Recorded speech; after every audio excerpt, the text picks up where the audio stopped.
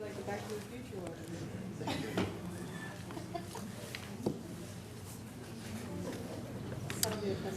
All right, welcome Santa Paula to your city council meeting.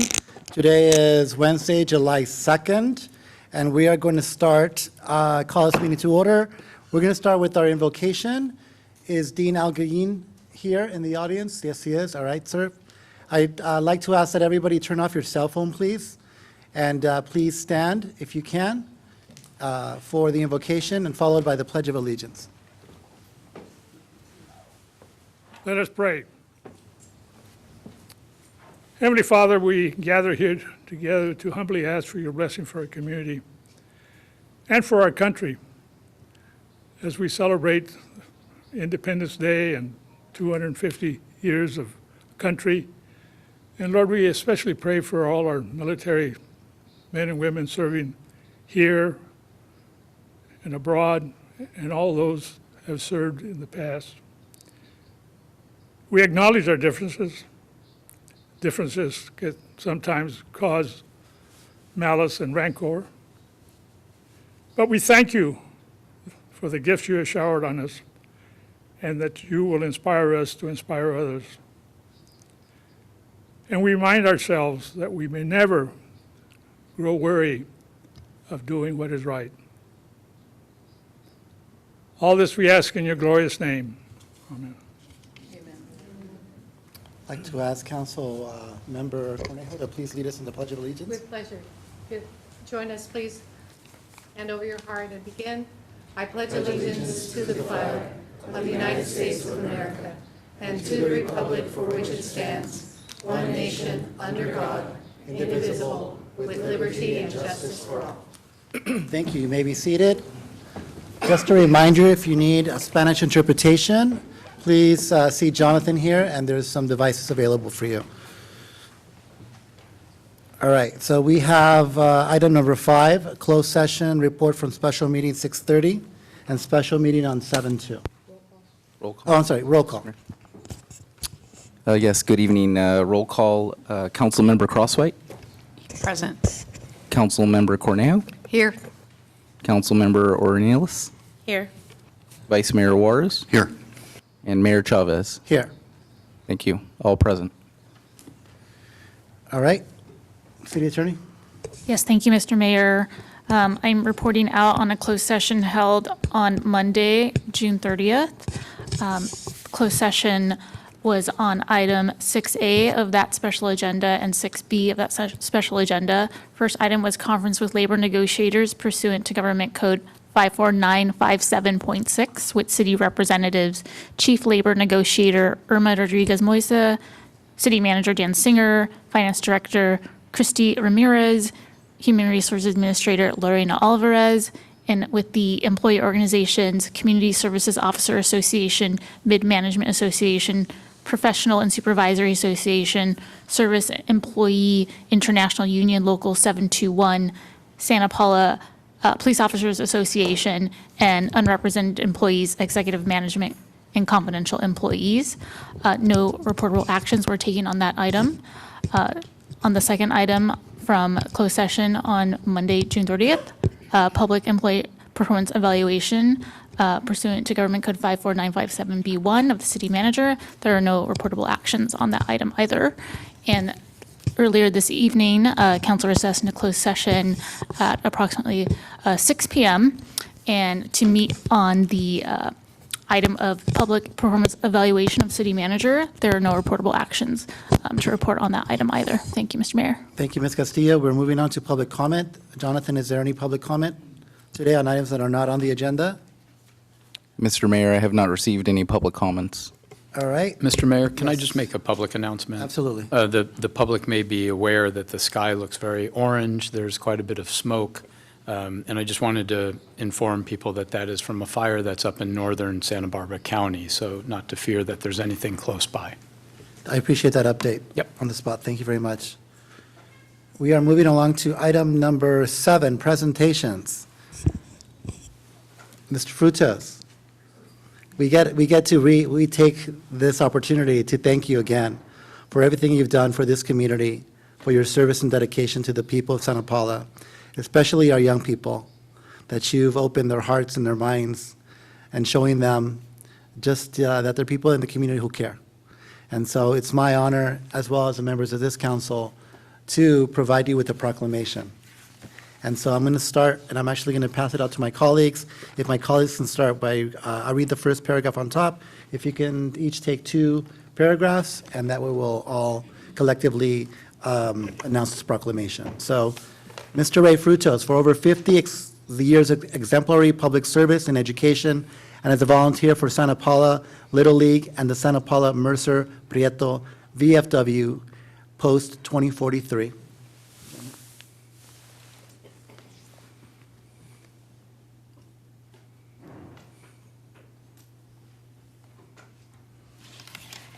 Whereas Ray Frutos served courageously in the Dian region of Saigon and in Cambodia during the Vietnam War as a member of the 11th Armored Cavalry, and whereas upon returning to Ventura County after the war, Ray Frutos began serving youth, first in the Ojai Unified School District in 1972, and then in the Santa Paula Elementary School District from 1974 to 2010.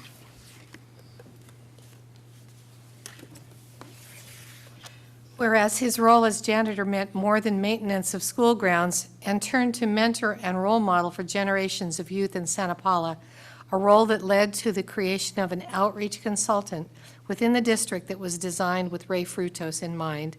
Whereas Ray Frutos began volunteering for Santa Paula Little League as a coach from 1974 to 2007.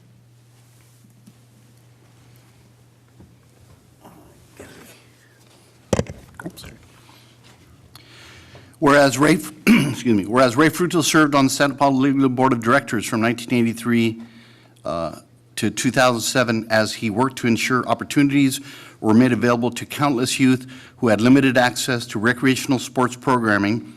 Whereas after serving as an umpire for the Santa Paula Little League from 1974 to 2024, Ray Frutos has impacted countless lives of young athletes who learned to love the game through his work.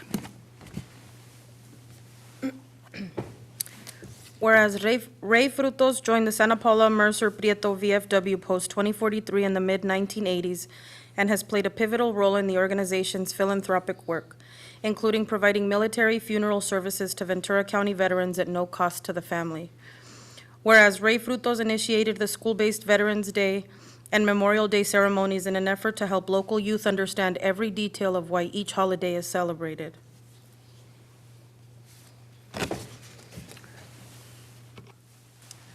Whereas a staple in the community, Ray Frutos has remained a steadfast presence in the continuation of community veteran-based presentations designed to educate the community and keep the memory of his fallen comrades alive.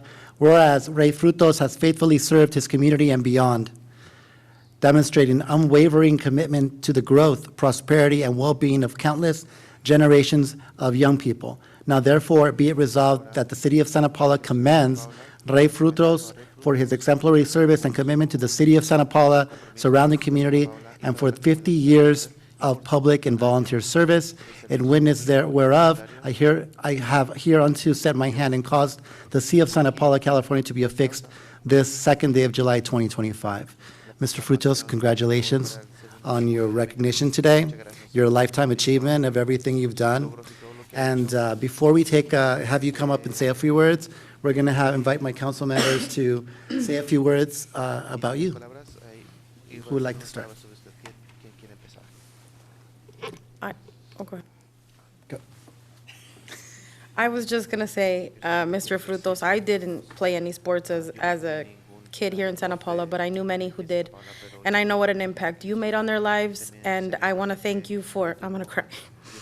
I want to thank you for such a wonderful son that we get to also enjoy as much as people here in Santa Paula have enjoyed your leadership and your guidance. Thank you for everything that you've done for our youth here and for making sports available for them, especially our underserved families that maybe couldn't afford it or didn't think they could put their students in those programs. Thank you for what a difference you made in so many people's lives. Thank you, council member. Ms. Cornejo? Ray or Mr. Frutos, you're an inspiration to our community. and for all of those you've touched through the years, through your work, through your volunteerism, through the being out on the baseball fields with all the kids. I'm certain that our whole community is better for those that you've touched, and we have a great amount of gratitude for you. We really appreciate it. I want to share a little story of someone that mentioned something to me recently. She works for me. She's a young lady who's a Ventura College student. She remembers when you used to do the rifle, and I used to do that at Blanchard. And she came up to me and said, "Oh, I remember Mr. Frutos because you would come in uniform with your fellow members of the VFW and do the presentation." And then she said, "I used to love Mr. Frutos because he would always talk to us like we were just family," right? And she mentioned to me that she was so fascinated because she found one of the blank shots that you did for one of the ceremonies. And her and a bunch of kids came and talked to you, and they were just fascinated by how much you were just a really cool guy. So I wanted to share that. She's now 21 years old, almost 21, and she had that memory. So imagine someone that has that memory back from when she was a kid at Blanchard Elementary School. That tells us how impactful of a person you are. So on behalf of all of us with the City Council and the community that's sitting next to you and behind you, we want to say thank you for everything you've done. Ms. Crossway. Just real quick, I mean, there's all kinds of things that we could say about you, Ray or Mr. Frutos, but I think your life has exemplified what it means to be a public servant, right? From your service when you were in the service, to working with kids, to being a janitor, to doing the Memorial Day and the Veterans Day ceremonies and all of the other things that you've done for our community. You've really impacted so many lives, and so we're just really grateful for the really big impact that you have had on so many people in our community. So thank you for your service. Jonathan, can we bring the microphone down to Mr. Frutos, please? And then, as Vice Mayor says, a few words. Mr. Ray, they say freedom is not free, and you're just one of many, many men and women who risked their lives over the years to keep it that way and to provide us that freedom. And you did, many years ago, serve to protect not only our country, but other countries. And at the loss of many who didn't come back, you honor them over the years, and it's always heartwarming to hear the speeches that you've made and the fellow VFW members. You were truly an inspiration for everybody here in Santa Paula. And on a personal note, my two children played with you and served under you, and they know you as Mr. Ray. I think the community knows you as Mr. Ray, and I think you were probably an inspiration for my son to also get involved in the armed forces because he's in the Marines. Hoorah. Thank you for your service, Mr. Ray. Jonathan, can we get the microphone? Mr. Frutos, would you like to say a few words? Well, my few words are going to be muchas gracias. Thank you, thank you. I don't think we do stuff to try and look for recognition. We do stuff because it comes.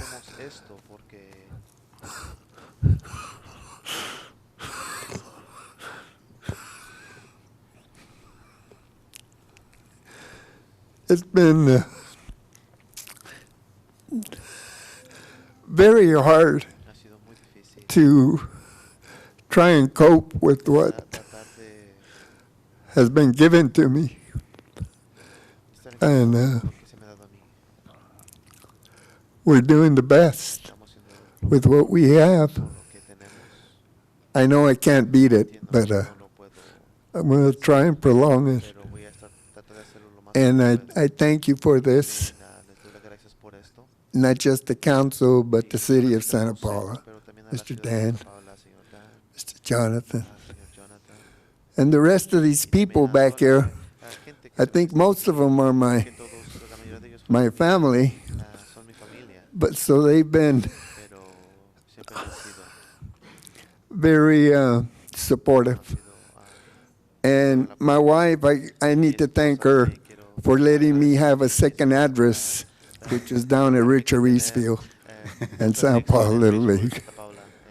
And my compadres back there in blue, they've been a big support too. I can't thank them enough either. But thank you, and I will cherish this. And my last thought would be, I'm glad I'm seeing this.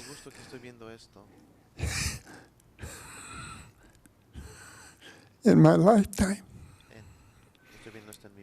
Most of the time, we honor people when they're gone. And this has been one nice trip. So thank you. Let's all stand for Mr. Frutos.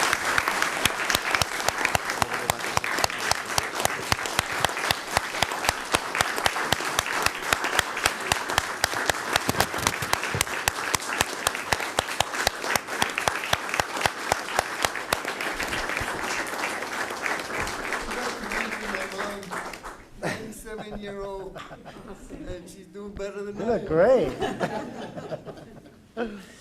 We're going to do something special for the photo, Jonathan, so if Kini moves the podium out of the way a little bit.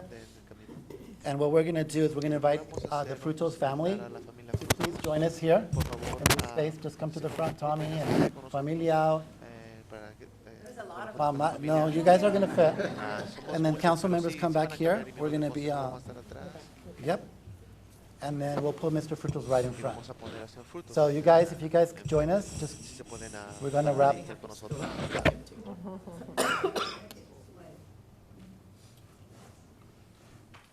So let's get Familia. Yeah, let's bring the family, Jonathan, over here. Well, everybody, cousins, everybody. And then Mr. Frutos will be Just watch your step. in the middle. Yeah. Yeah. And just back up. Wow, this is a whole. As many as you can squeeze in here. Yep. You have to scoot down, Omar, so you could see the council.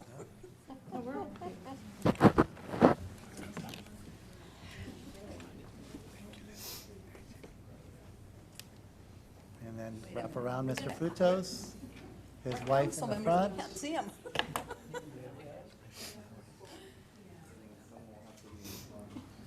All right, and then we're going to put Mr. Frutos, you're going to go right in the middle, in front, next to your mama and your wife.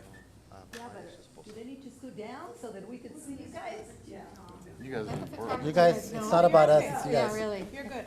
You're fine. You're fine. We got your back. You're good. Got it? You're tall. We're on the side. We're good. Oh, yeah. Caddy, hand that over.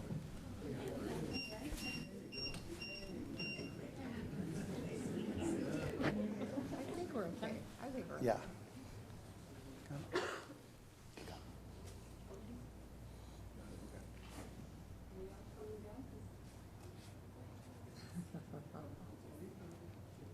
Ready? 1, 2, 3.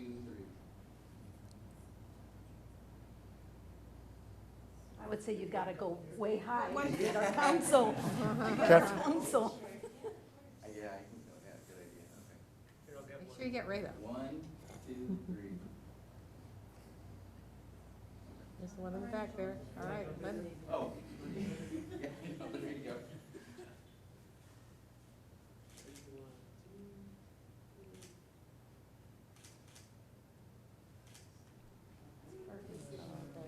Thank you. Thank you, Mr. Frutos.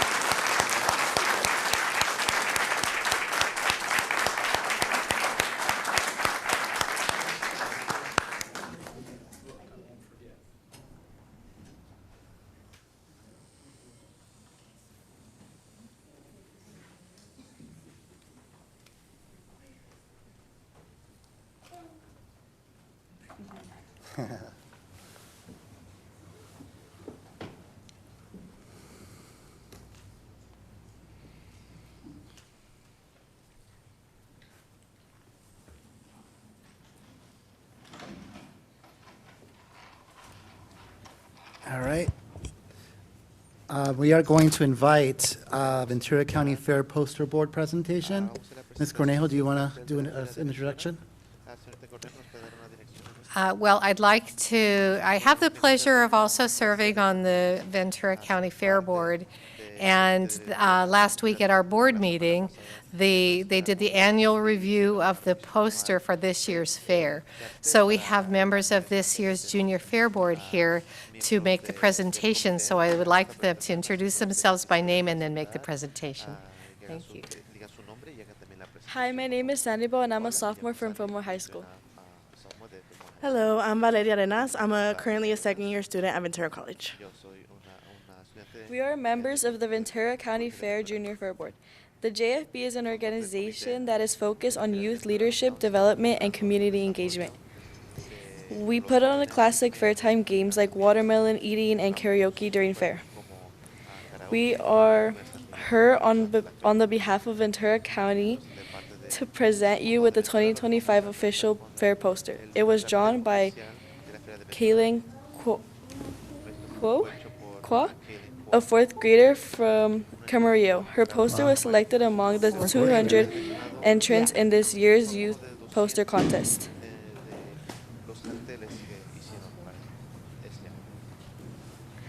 Our 2025 Grandstand concert series will be July 30th, Beach Block Party featuring Tone Loc, Yang Yang Twins, and more. July 31st, Diplo. August 1st, Dirty Heads. August 2nd, Lee Bryce. Just announced today, August 3rd, La Maquinaria Norteña and La Séptima Banda featuring Mi Banda El Mexicano. August 4th, Flo Rida. August 5th, Dylan Scott. And August 6th, Scotty McCreery, and 3 days of rodeo on August 8th through the 10th. This special admissions days will be Wednesday, July 30th, $5 before 5 p.m., Friday, August 1st, Youth Day, Tuesday, August 5th, Seniors and Persons with Disability Day, Wednesday, August 6th, WCCU Member Day, Thursday 7th, Community Heroes Day, and Friday, August 8th, Food Share Day. We hope to see you all at the fair. Thank you. Yes. Thank you.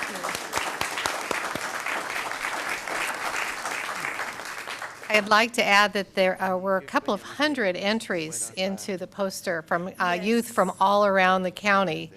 And the theme is Waves of Fun. So that's why this one is so appropriate. It's such a great poster. So well done, everyone. How old was the person? 10, I think. Fourth grader. Wow. Sure.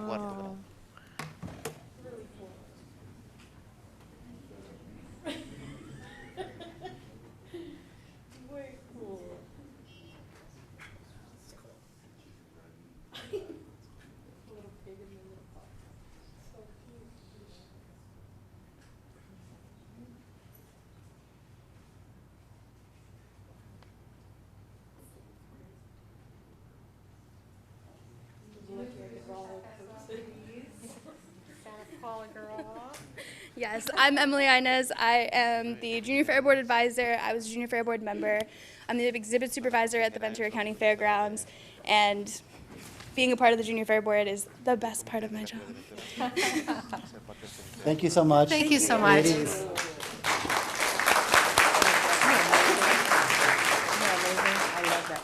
All right, I'd like to invite Maureen. Maureen, are you in? Yes, you are. There you are. I invited Maureen from the Ventura County Farm Bureau to give us an overview and a profile of agriculture in Ventura County. So Maureen, take it away. Yeah, thank you so much for inviting me here today. It's such a great opportunity to connect with your city, and I'm pretty new in my job, so I'm just getting to the cities, and I couldn't think of a better one to start with than Santa Paula, and I love looking at your seal and just seeing all of the, how much you've honored agriculture here locally. So I'm the Chief Executive Officer of the Farm Bureau of Ventura County. The Farm Bureau, it was first established in New York But the one here in Ventura County was established in 1914, and we have a long partnership with the University of California Cooperative Extension. So we help make sure that we get technical services here to help farmers adapt as things change over time. And that was kind of the founding mantra of farm bureaus across the country. We're a nonprofit, so we're a 501c4, which is like a trade organization that allows us to do political work. And we also have a 501c3 for charitable work associated with scholarships and ag education. And we're a grassroots organization, so we are really driven by what our individual county needs, and we're here to serve agriculture in Ventura County specifically. So we have a federal farm bureau that works on federal issues, a state farm bureau that works on state issues, and we focus very uniquely on Ventura County issues like water. We oversee the Ventura County Agricultural Irrigated Lands Group.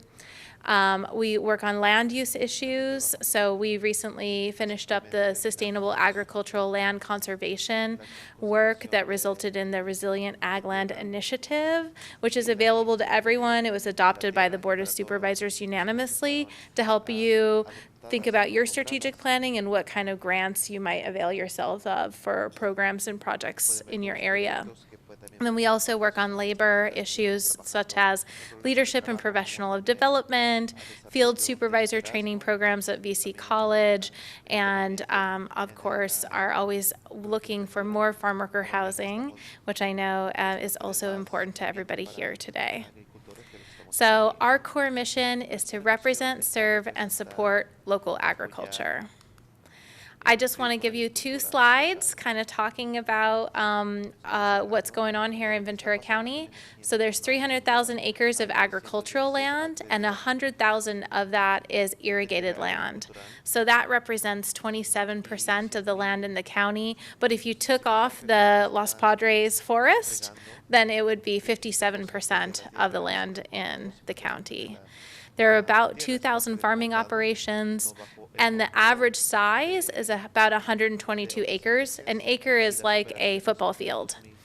But 3/4, so 75% of the operations are 50 or fewer acres. So what that means is we have lots of little tiny farms and a few really big farms. That's that mechanism that draws the average up to 122. These are new numbers from the crop report that was just filed last week. So as you can see, strawberries are our winner in terms of economics, and then avocados, nursery stocks, celery, and raspberries.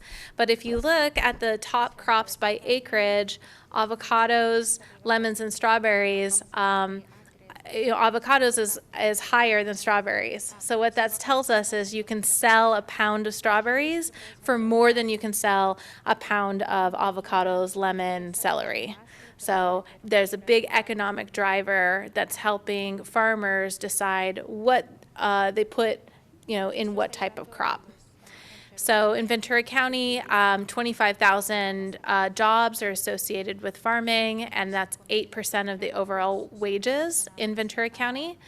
$2 billion of direct agricultural production, $800 million in food processing value, so that's like Smucker's turning strawberries into jam. And then we have 5,000 direct or induced jobs. So that means the people who are working at farms are shopping at the grocery store, they're getting haircuts, using the services of our community and thereby enhancing the economic output to the tune of an additional $1 billion of indirect economic output. So our top challenges, this is where it gets depressing. You all know these: water, labor, succession planning, pests, which you know from the Juan Long Bing quarantine that is in Santa Paula. Compliance, costs are rising. We have this amazing rural-urban interface that we get to be like kind of the guinea pigs of the nation on. And then, of course, consumer trends are always changing. Celery juice was a big deal when Kim Kardashian was drinking it, and there was a lot of celery getting grown. Now it's kind of out of style, and we're seeing the amount of celery grown going back down. And then, of course, the impacts of climate change. So I'll leave you with one last slide, and it's a slide about hope, right? So how do we overcome all of these challenges? And that's by creating learning organizations that can adapt to change, like farming always has, like the people of Santa Paula always have, reinventing ourselves as, you know, all of these new pressures come on and coming up with something even better and brighter. So thank you so much for having me here. I'm open to answer any questions. Questions from council members? I just want to thank you for making the effort to be here tonight. I think it's important for us to understand what's in our ecosystem, especially agriculture being 12% of our economy here locally, and the people that are tied to that agriculture. So thank you, Maureen. And Mr. City Manager, are we members of the Farm Bureau? I don't think we hold membership in. Not yet, but you're welcome to join. Would you send a membership packet to Mr. Singer and Yeah, for review? absolutely. Yeah. That's great. Thank you so much, Maureen. Appreciate it. Thank you. All right, item 7D, we have Parks and Recs Month proclamation, and we have the team of Parks and Recs in the house.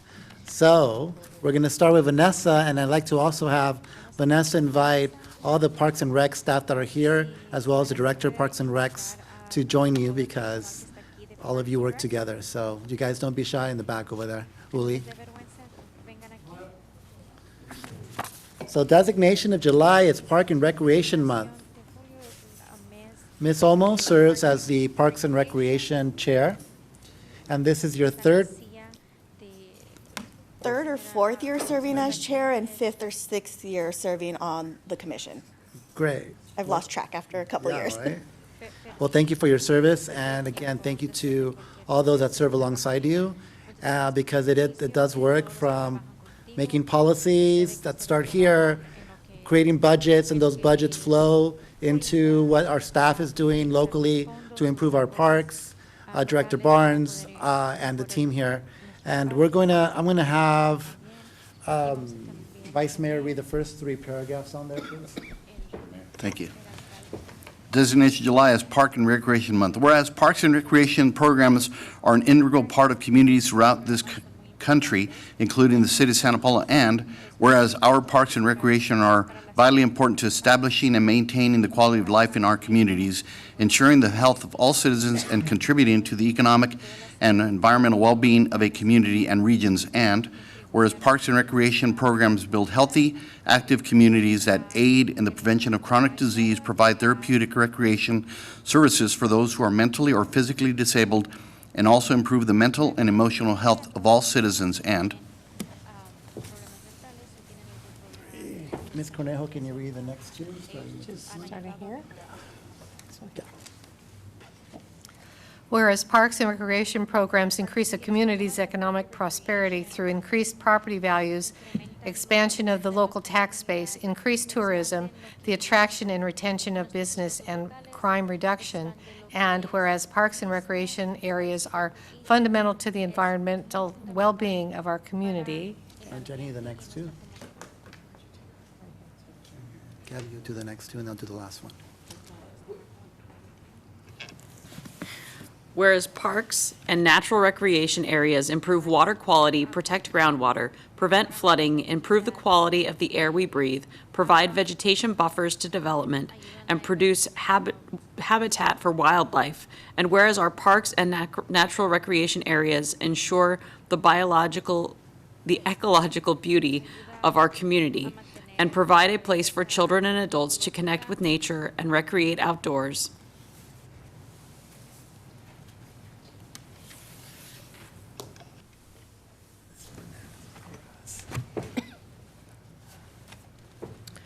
Whereas the U.S. House of Representatives has designated July as Parks and Recreation Month, and whereas the City of Santa Paula recognizes the benefit derived from parks and recreation resources. Now therefore, I, Pedro Chavez, Mayor for the City of Santa Paula, and on behalf of the City Council, recognize the importance of access to local parks, trails, open space, and facilities for the health, wellness, development, inspiration, and safety of all Californians, and do hereby proclaim the month of July as Park and Recreation Month in the City of Santa Paula, dated this 2nd of July of 2025. Congratulations, Parks and Rec. We'll go over there and take a photo in a minute. Would you like to say a few words? Yes, thank you. Thank you, Mayor Chavez, and all of our council members for recognizing July as Parks and Recreation Month.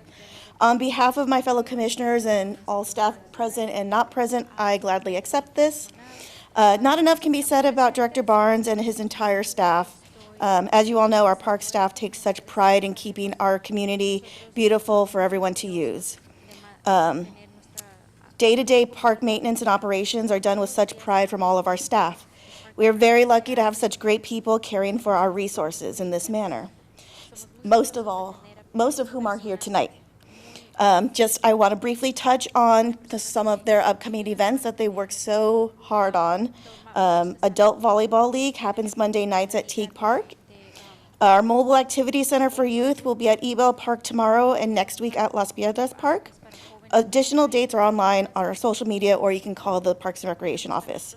The Senior Center has many daily activities, meals, a monthly movie, and even a trip to Solvang, I think, in the future. Adult softball and kickball should be coming up soon, so everyone who's interested should keep an eye open for that. Our next movie in the park is going to be at Las Piedras on July 11th, featuring Vivo. Our next concert in the park is July 18th at the Santa Paula Creek Sports Park. And of course, this Friday, our 4th of July fireworks show starting at 4 with day events, live music starting at 6:30, and the fireworks show at 9. So thank you, everyone, and not enough can be said about the Parks and Recreation staff, so thank you. I do want to take a moment to just, again, acknowledge the staff in Parks and Rec. Under your leadership, Director Barnes, we've seen some significant milestones happen in this department. One, you're serving more people from the community through your recreational programs, right? You've doubled space in our new sports park, which again is going to put more work on you guys, but the council's making a commitment. Again, Parks and Recs is critical to this community's well-being and emotional wellness. So 4 years in a row, the Park City Tree, the Tree City USA. There's just so many things that are happening. I can't say enough how creative you've been and try to solve problems.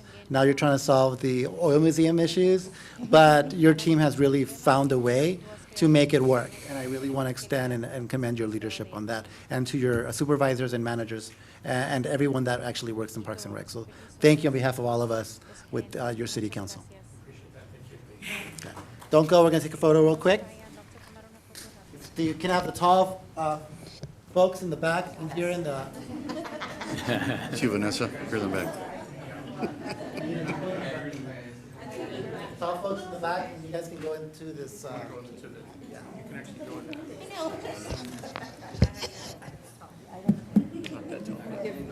Step right up.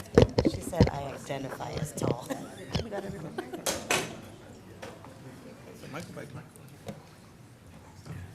You all good?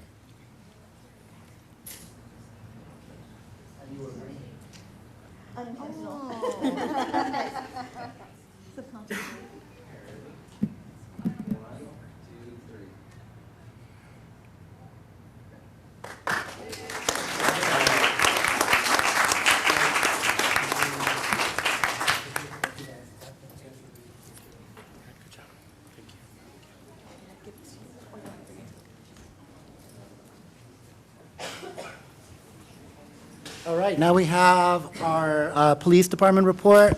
Chief Don Aguilar.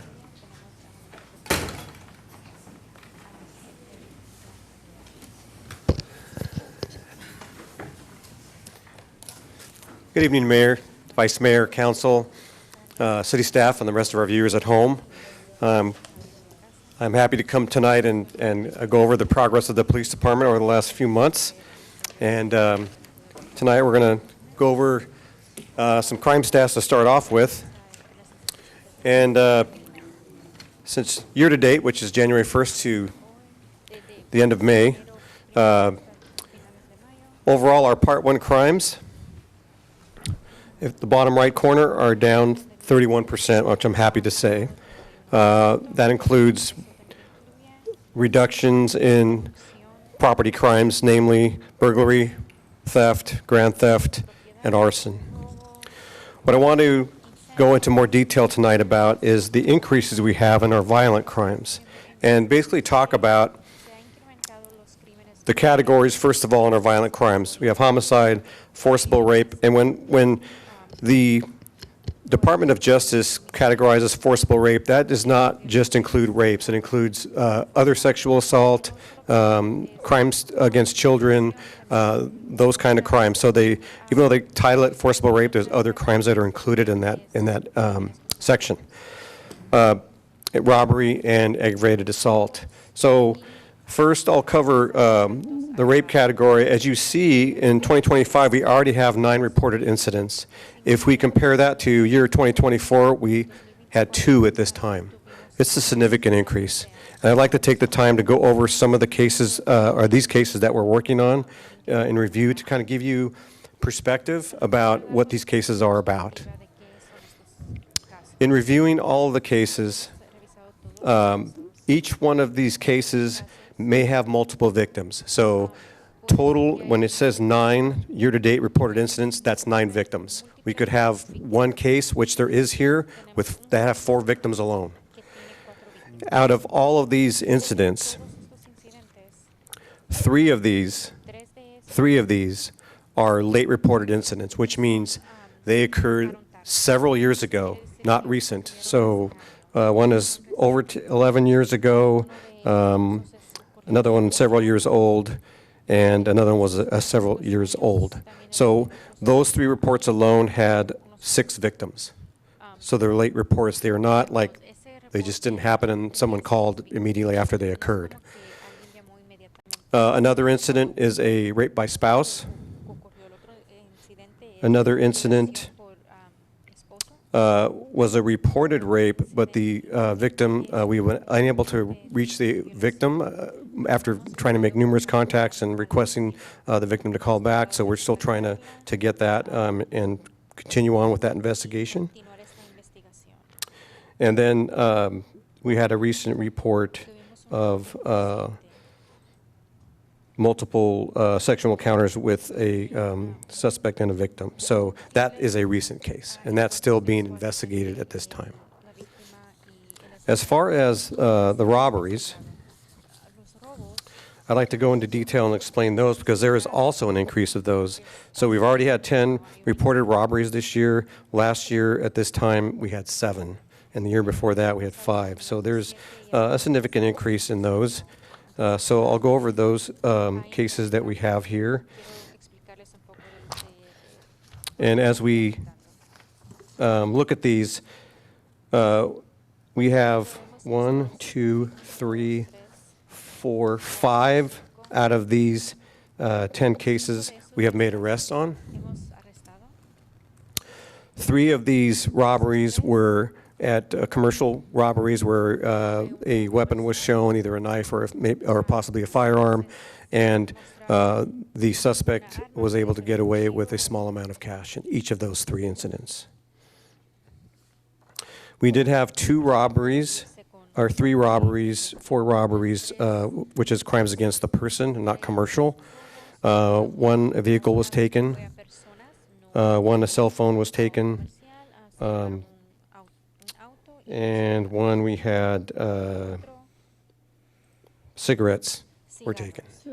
So these are where people strong-arm, kind of talk to them, produce a weapon, or threaten them.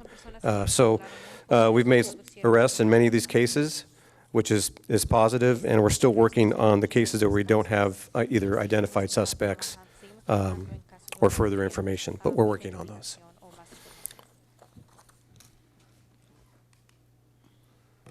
Okay. As we move forward to our statistics, this is a good slide I want to kind of make a reference to because it talks about this time, last few months, a total of 299 arrests.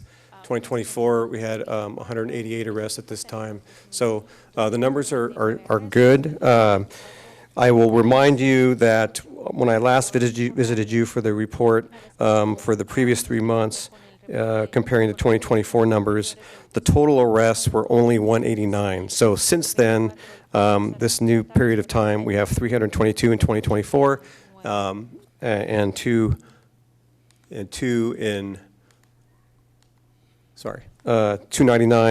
384 in 2025, and 427 in 2024. So the numbers are just down a little bit, but I just want to make sure you understand that months this time, or a few months before last year, the numbers were just drastically lower. So we're on a nice pattern of consistency, and we'll continue to work on that. As far as citations are concerned, the numbers are down just a little bit, but again, the previous period of time when we referred back to the 2024 year, there were only 212 citations. So the last two reporting times, as the months have gone on, our numbers are really good and they're staying consistent. So the numbers are down just a little bit in 2025, but we're right where we need to be moving ahead. As far as DUIs, a 27% increase, again, based on our training. That stat is off. We had a total of 47 arrests in 2025 and 29 arrests in 2024. So my apologies for that stat. So we're up 27% compared to this time last year. Training, again, we've really focused on our civilian and professional staff, sworn staff, in learning some more technical skill training. And as you see the list up there, we are providing training in all facets of what we do, from property room to investigations to management. And there are mandated courses we have to take, our detectives have to take, our executive staff, our commanders have to take, use of force instructor. There are a lot of positive moves forward to enhance our skills, provide better examples, provide better training, and providing more oversight and supervision, which helps us be a better department. For our projects, as you know, we're just about finished with our Phase 1 project, I'm happy to say. You see some pictures on the screen. Our fence project is just about done, and the interior of the police station looks fantastic. Our IT department has done an amazing job in trying to get all of our connectivity back online. We just, all of us have moved back into the station with the exception of detectives and our records bureau. Those workstations have all new furniture and they're all being hooked up, and that should be done in short order, probably within the next week or two. So we're real excited and we're real close to reopening, and our staff is very excited and they love all the new lighting, modernized lighting, new flooring and furniture, and it's just it's been a great experience so far just getting back into the station. So we're very happy and appreciate the council's support and all of our funding that has come through from our committees. So I didn't want to leave out the fact that this was just Phase 1, and we really would like to move forward and get Phase 2 and Phase 3 funded.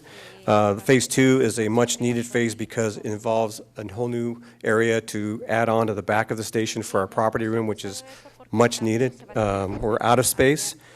We'll have a new employee break room, a new briefing room, those kind of things. So Phase 2 is important. We're really happy to kick off Phase 1 and get this progress and these projects started.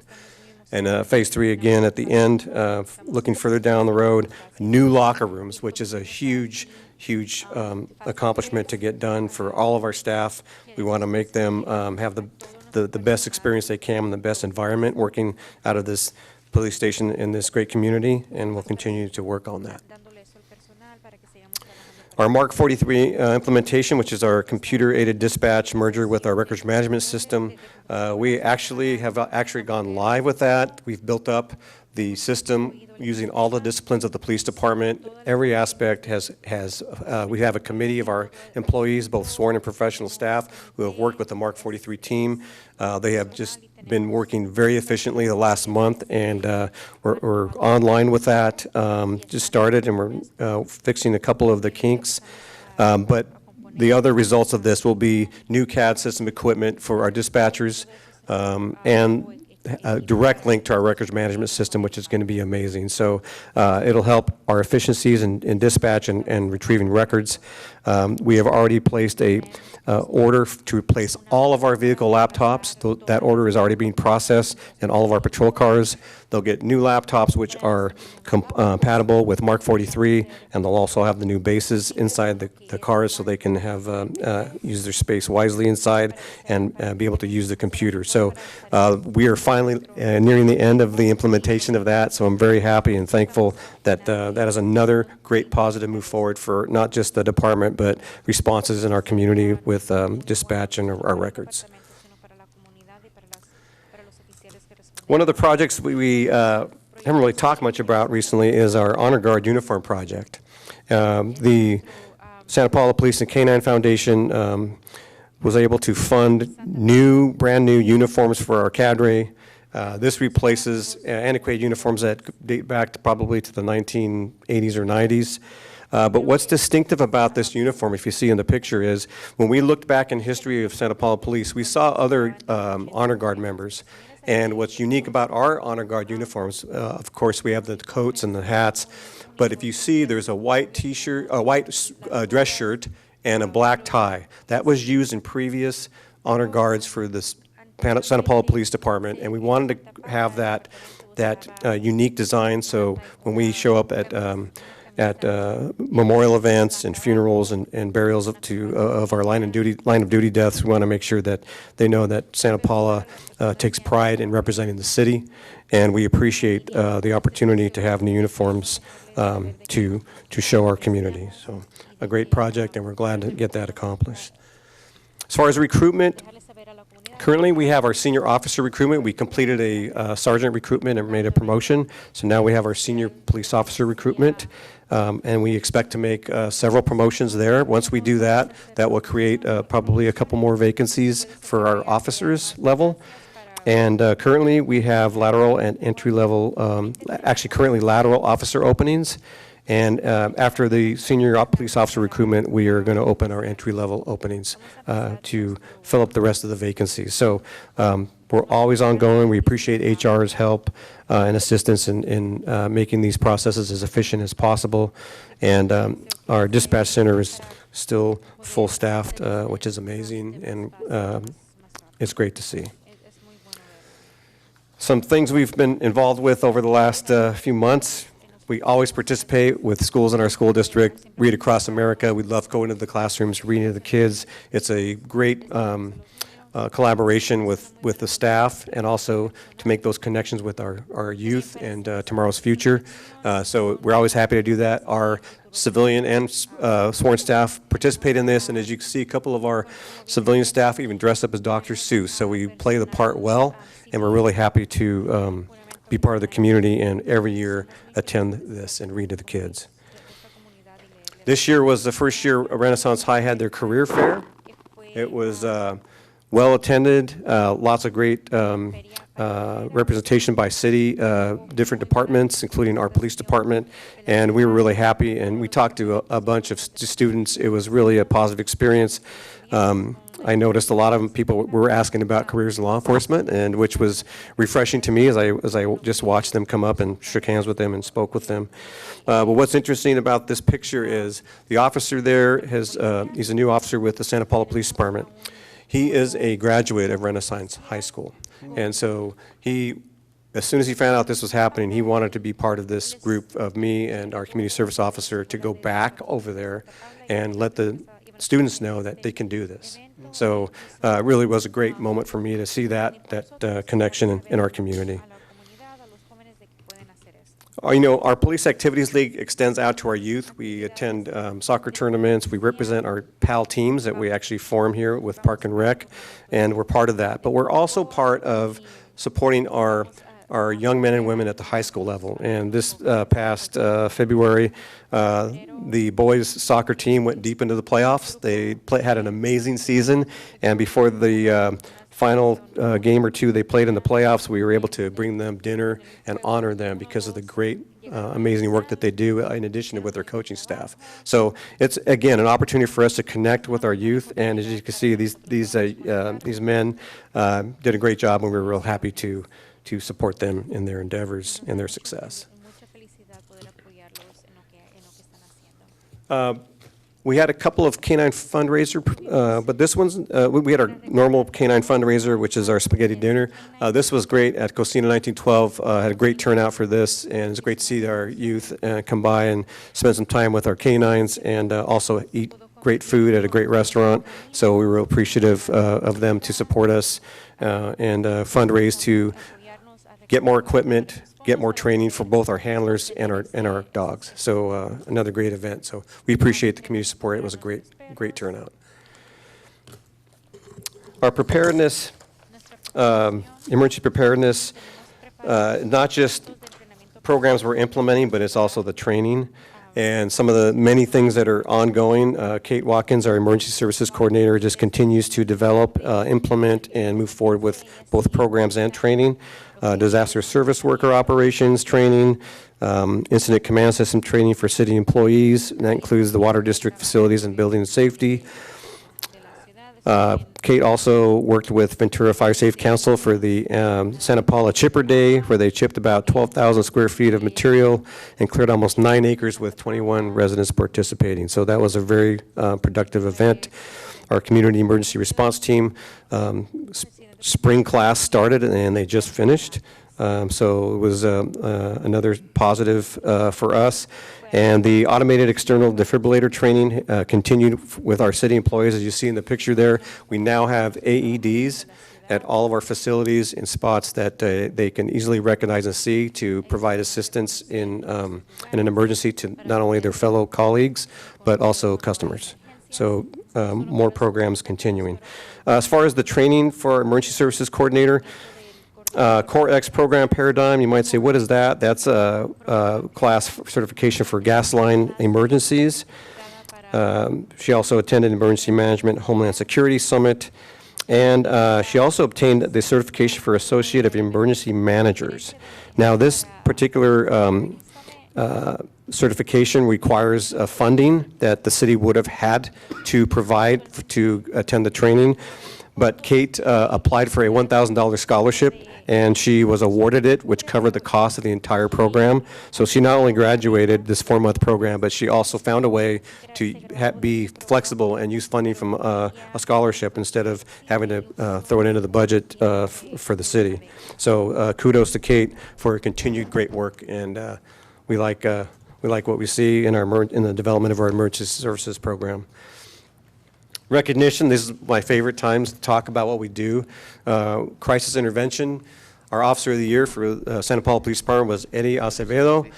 He, along with several others from other jurisdictions, were honored at County Behavioral Health, and we attended that.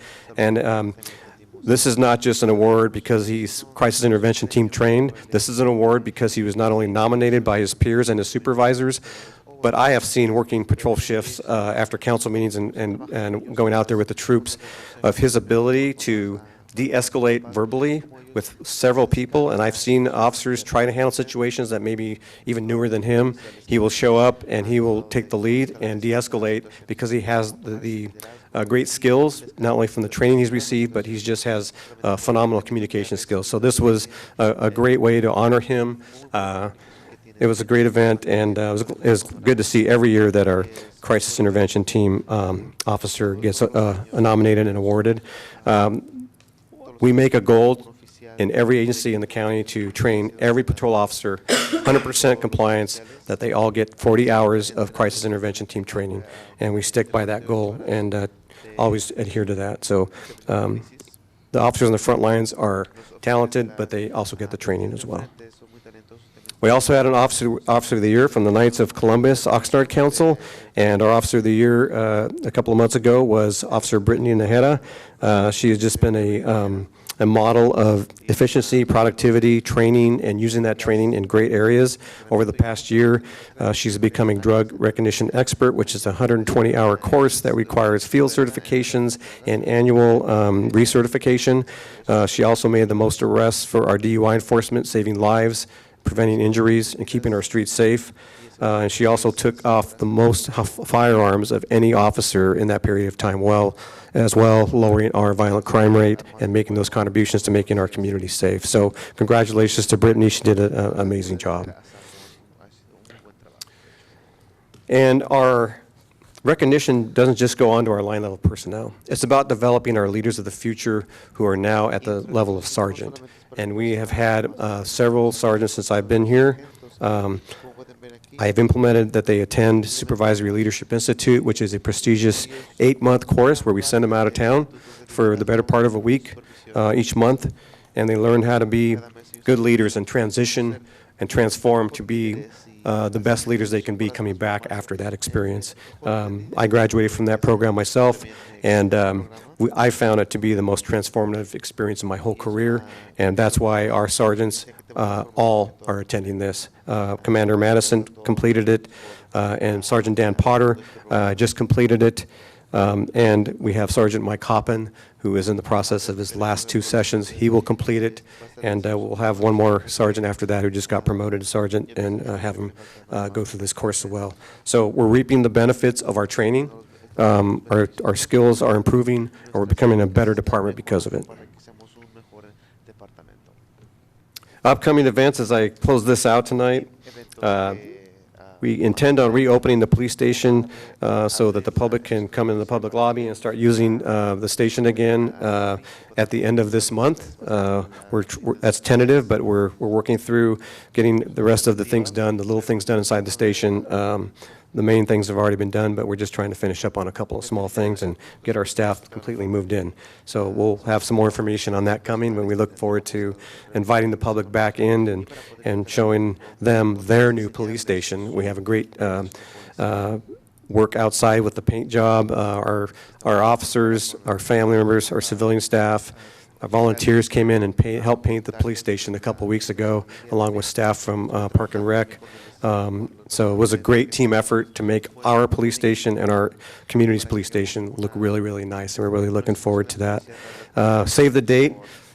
We had a great national night out last August, and we're going to have another one this year, August the 6th at 5:30 p.m. at... It's the 8th, actually. The 6th is Wednesday. Oh, sorry. Friday. It's that Friday. So my apologies for the date. But we'll be out there at 5:30, and we're going to have another good event. Again, we invite the public, community booths and information, food raffle prizes, canine demonstrations, a lot of good information from our community-based, not only community-based organizations, but our government organizations as well, lending out assistance to those and information. So we look forward to that, and we'll have a lot of fun time. I think I'll be in the dunk tank this year, too. So I'm sure people can't wait for that. And with that, I will leave it to the council for any questions they may have. Questions from the council members? Yes, Councilmember Crosswhite, followed by Vice Mayor. Yeah, just real quick. 2 issues, well, one being that Friday is 4th of July. What should someone do if someone is setting off fireworks? So that question 1. Thank you, Councilmember Crosswhite, for cueing me on that. I appreciate that. Yeah, if anybody sees anybody possessing fireworks, setting them off, or they see fireworks that have been used and they're just strewn on the ground, or they have a potential to cause a fire, please call us. Currently, we actually already have our extra patrols out right now, looking for people setting off fireworks, and we're using our new municipal code admin citations. They all have their citation books ready to give tickets out for that $1,000 fine, and we're just warning our community that if you decide to use or launch any fireworks, whether they're safe and sane or illegal, and we observe that, we will give you an administrative citation, and that does not also preclude you from being arrested for a misdemeanor or felony if they're an illegal explosive. So you can go to jail, you can get prosecuted by our state codes, and you can also get an administrative citation for $1,000. We're taking this very seriously this year, and I thank the council's support and our city attorney for getting us on board and getting us ready to approach this weekend.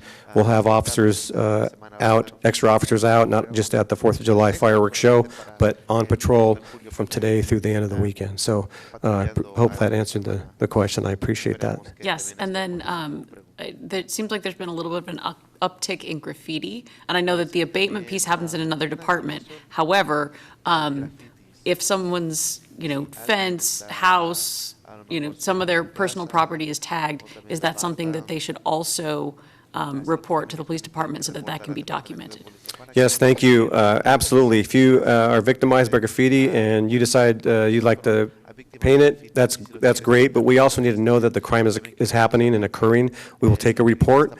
As you know, a lot of our graffiti vandals will do their artwork and also put their name or their, what we call moniker, their nickname, and that's how we identify them, and we're able to follow up. So if we know those incidents are happening, we'll send out our community service officer or police officer. They'll take photos of the graffiti, and then our graffiti abatement does a great job. They're very for cleaning up graffiti on public walls, but we also want to make sure we take care of our residents too and document those incidents. There was an incident recently by the high school in an alley that was caught on video. I believe we're close to identifying that subject, and that subject is also responsible for other cases in town. So if you're out there and you're watching this, we're going to find you, and we're going to make sure that the graffiti stops, and we're going to clean it up too. Thank you.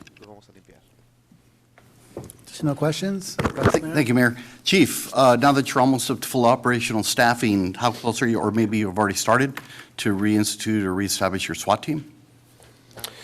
We will have to address those. To have a SWAT team, you have to have SWAT-trained personnel, so that includes a supervisor and others. So we would have to send those to the SWAT school. So that's next on the agenda here. Now that we're in a new budget cycle, we'll be able to send some people to that, supervisors and officers, and start to formulate that team. And with that, once we have those SWAT-trained personnel, if we don't deploy the whole team, once we get to that point, and we have a significant incident that is a smaller one that doesn't require the whole SWAT team, some of those members, or actually all of them, will be trained in special response, as SRT we call it, special response team, so we can have a quick, efficient impact on a smaller incident that may not require a SWAT team. But we're definitely working on that. Thank you. And it's great to see our supervisor going to SLI. Do you happen to know what the latest number is, the class number? Mine was 235, and I think they're up to 500s now. So it's pretty amazing. But a lot of good sergeants, and who become, promote to other ranks later on and become in the higher ranks, and leaders of their departments happen for many of those individuals. So it's nice to see. Well, you make me feel my class number is 127. Oh, wow. Thank you. Congrats. All right, any other comments or questions for the chief? Can you just remind people the consequences with DUIs? Thank you, Mayor. Consequences of DUIs are many, aside from either being impaired to the point that you crash a vehicle or run into another vehicle and injure a party, or hit a bicyclist or hit a pedestrian. But the ramifications are a license suspension, probably over $1,800 in other court fees and other fees. It's actually quite a bit more than that. So you're going to incur a license suspension, you're going to incur fines and jail time for those kinds of offenses. Now, that's not including just driving under the influence of alcohol. You can drive impaired on prescription medication, illicit drugs, even cannabis. It's proven that there's been impairment if you inhale cannabis and decide to drive a few hours later, depending on the THC or the grade of that tetrahydrocannabinol, you may be impaired in your judgment to make decisions to operate a vehicle. So it's a danger getting behind the wheel, even for buzzed driving or having a couple drinks and just feeling buzzed. That's drunk driving. And so we work together with all of our partners in the county, assist on DUI checkpoints and education. But it is a significant, it's a significant hindrance to people's lives when they have to do jail time or pay, thousands of dollars in fines and or restitution. Thank you. Thank you, Mayor. Just a reminder, please, no fireworks. We're in a high-risk fire zone, and that's the primary reason why we are so strict on ensuring that there's no fireworks of any kind in our city. And don't drink and drive. All right, thank you, Chief. We're moving on, folks, to item number 8, City Council reports. If we can, council members can keep it brief. Are we going back to the? If you can keep it brief, just main things. So we'll start with the Vice Mayor. Thank you. All right, so going back to last month, of course, the Senior Advisory Committee meets each month, and I met on the one on June 5th. We had a special council meeting on June 9th. Let's see, State of the City was on the 12th. The Rose Garden dedication for Gary Nisrud was on the 14th. The Centennial Time Capsule was open on Monday, June 16th, and the contents are in the hallway here, and they'll be basically a rotating exhibit to the library in the near future. Let me see. There was an employee birthday day on June 19th. There was a Pride event that I attended part of it on Sunday, June 22nd at Palacios Event Center. And let's see. There was a annual meeting of the Santa Paula Historical Society, and I really want to give a great shout out to Pam Murphy, Steve Lazenby, retired captain, and also our Fire Chief Williams. They did great presentations on the history and the future of the Santa Paula Fire Department. And that's my report, Mayor. Awesome, thank you. Councilmember Crosswhite. Yes, I will try to just do highlights. One thing that I did want to share from our last meeting is the Ventura County Transportation Commission should be reaching out to the city to schedule a presentation on the short-range transit plan, which is the bus service, dial-a-ride and fixed route in Santa Paula.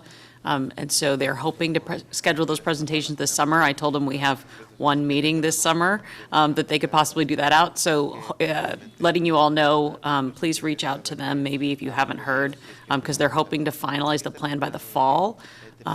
So if we want any other public outreach done, that we'll be on a short timeline to do that. I also wanted to let everyone know that the Sesame Creek Railroad Bridge should be finalized. That's the part of the railroad tracks that washed out between here and Fillmore. Because of FEMA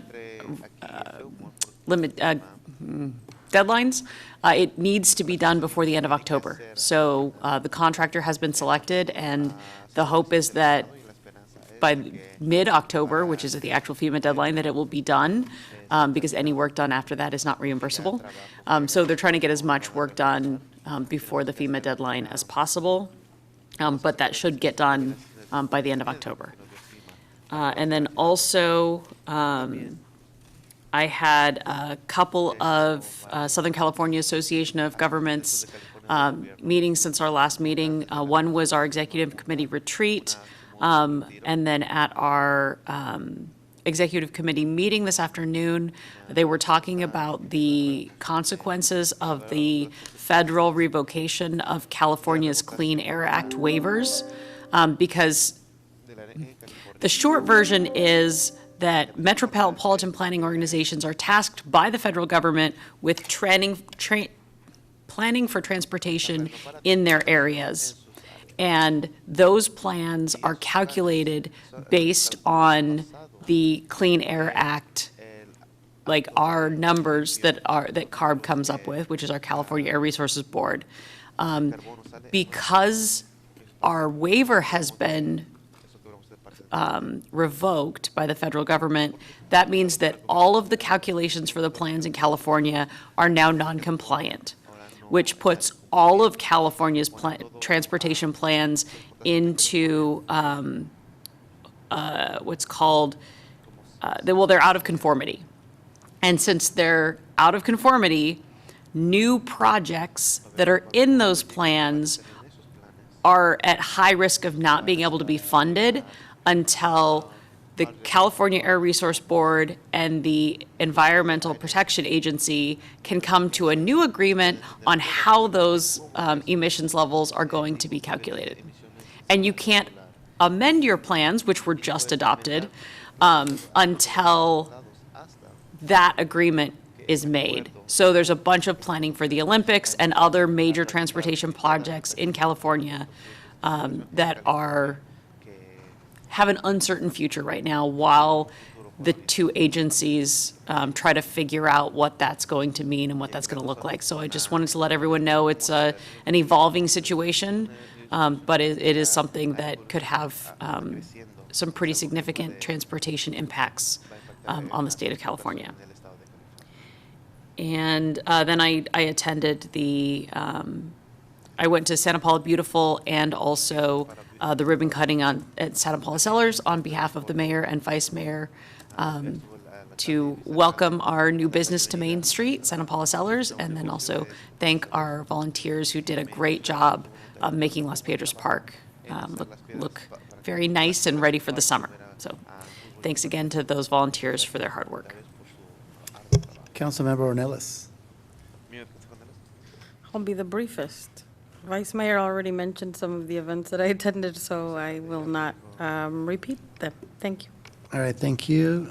Councilmember Cornejo. Thank you, Mayor. Likewise, a lot of these events we see each other at, which is wonderful. There's always great support by all of us. What I will highlight or mention are the meetings that I've been attending representing the city at VRSD, which is Ventura Regional Sanitation District. They are actively recruiting a general manager and a couple of other high positions due to retirements, so there will be some changes there. They're encountering the same kind of issues that we encounter here as well on hiring and salaries and availability of candidates and that sort of thing, but I think it's going well. And just also something that my fellow council members have experienced through years of part of their agency overseeing and caring for and operating the Malibu location, just yesterday signed a legal agreement turning over ownership to the residents. And so it will no longer be one of VRSD's problems. And so there was a lot of celebrating about that. The ownership is transferred due to the signing, but we'll operate it until the licenses have all transferred to the different agencies that will be overseeing them. So a lot of celebrating on that for those who have been involved in that for years and realized it was kind of a problem that needed to be solved. It's finally done. So, and that's it. Thank you.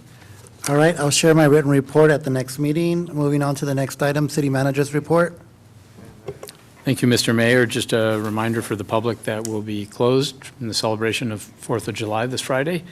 We're also dark for the month of July in terms of council meetings, so the next opportunity for the public's participation at a council meeting will be August 6th. And as the Vice Mayor articulated, all of those events that have happened in the last 3-4 weeks, I was at all of those as well, so I'll keep that short. And that's all I have. Thank you so much, council members, city manager, for your brief reports. We are moving on to item 10, consent calendar. Item 10A, 10B, 10C, 10D. Does any council member wish to pull any item? Yes. Question on 10B. I have questions too, and I kind of want to pull it too. Can we pull it? That's fine. Yeah. So we're going to pull item 10B from consent. Would the council members consider a motion to adopt the consent items 10A, 10C, and 10D? I would move approval of consent calendars, items A, C, and D. But motion by Councilmember Crosswhite, is there a second? I will second that, Mayor. Second by Vice Mayor Juarez. All right. Any additional questions? Yes, Mayor, for item 10B, I want to declare a Recusal? perceived conflict because I am a member of the Independent Order of Oddfellows, although not in a position of leadership, but just to avoid any conflicts, I want to go ahead and recuse myself and abstain from any vote, since there will be discussion. Thank you for your ethics, sir. So let's vote on the consent calendar first. Okay, motion, second. All's in favor, say aye. Aye. Aye. Okay, motion carries.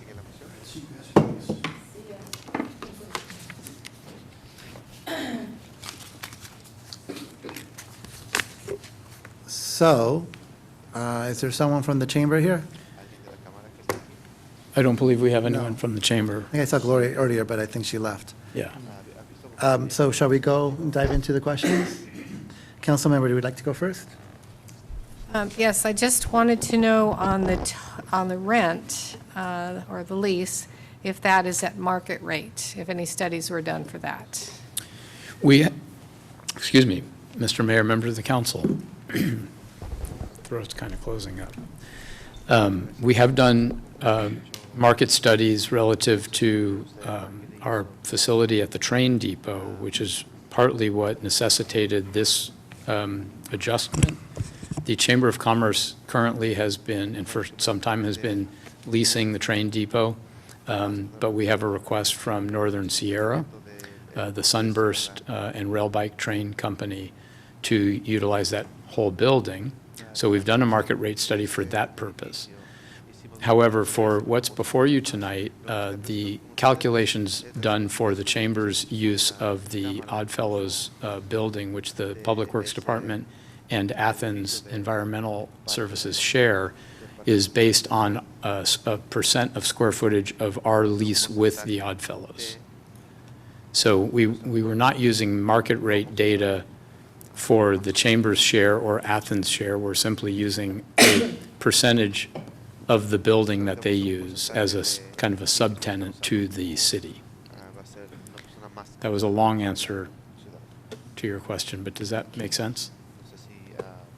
It does, but it just brings the question of why we aren't making more money from those leases. It just seems like that's kind of an awfully low, for a location right on Main Street and that sort of thing. It may be considered kind of a favor to another agency organization, but I'm not sure if that's wise. So I'm just hoping for some justification on that. Councilmember Crosswhite. Would you like to tell them how much the chamber currently pays? Or at least the fact that this is significantly more than they currently pay? Thank you. The Chamber of Commerce current lease at the train depot is $1 a year. And I suppose the city's lease of the space on Main Street, it's really determined by Oddfellows. So we're not trying to increase the cost of square footage and utilities to the other tenants who are sharing the building with us. I suppose theoretically we could do that. Just for clarification, who owns the building?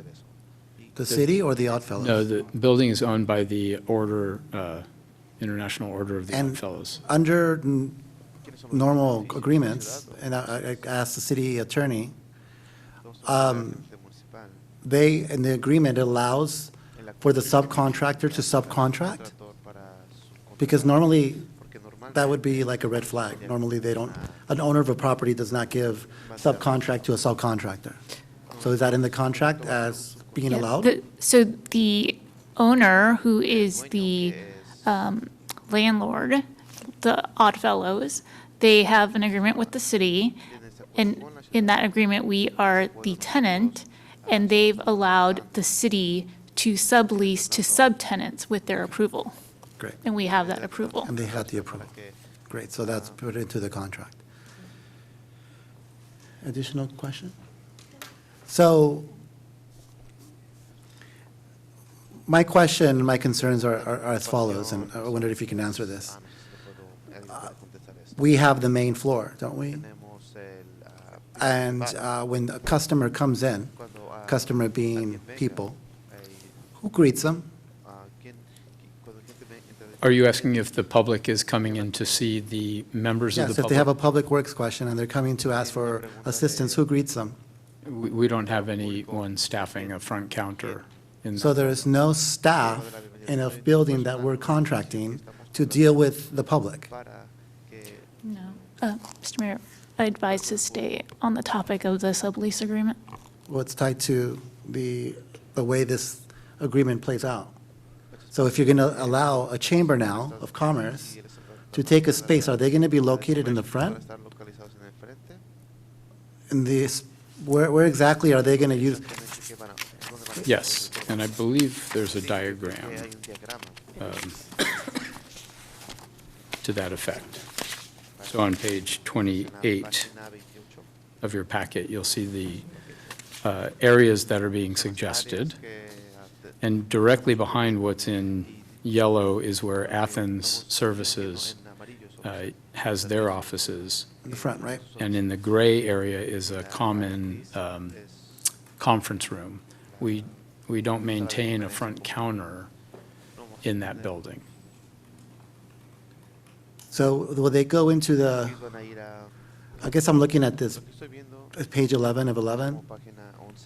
Where would the chamber go? In the yellow sections. Which is directly in front of the entryway?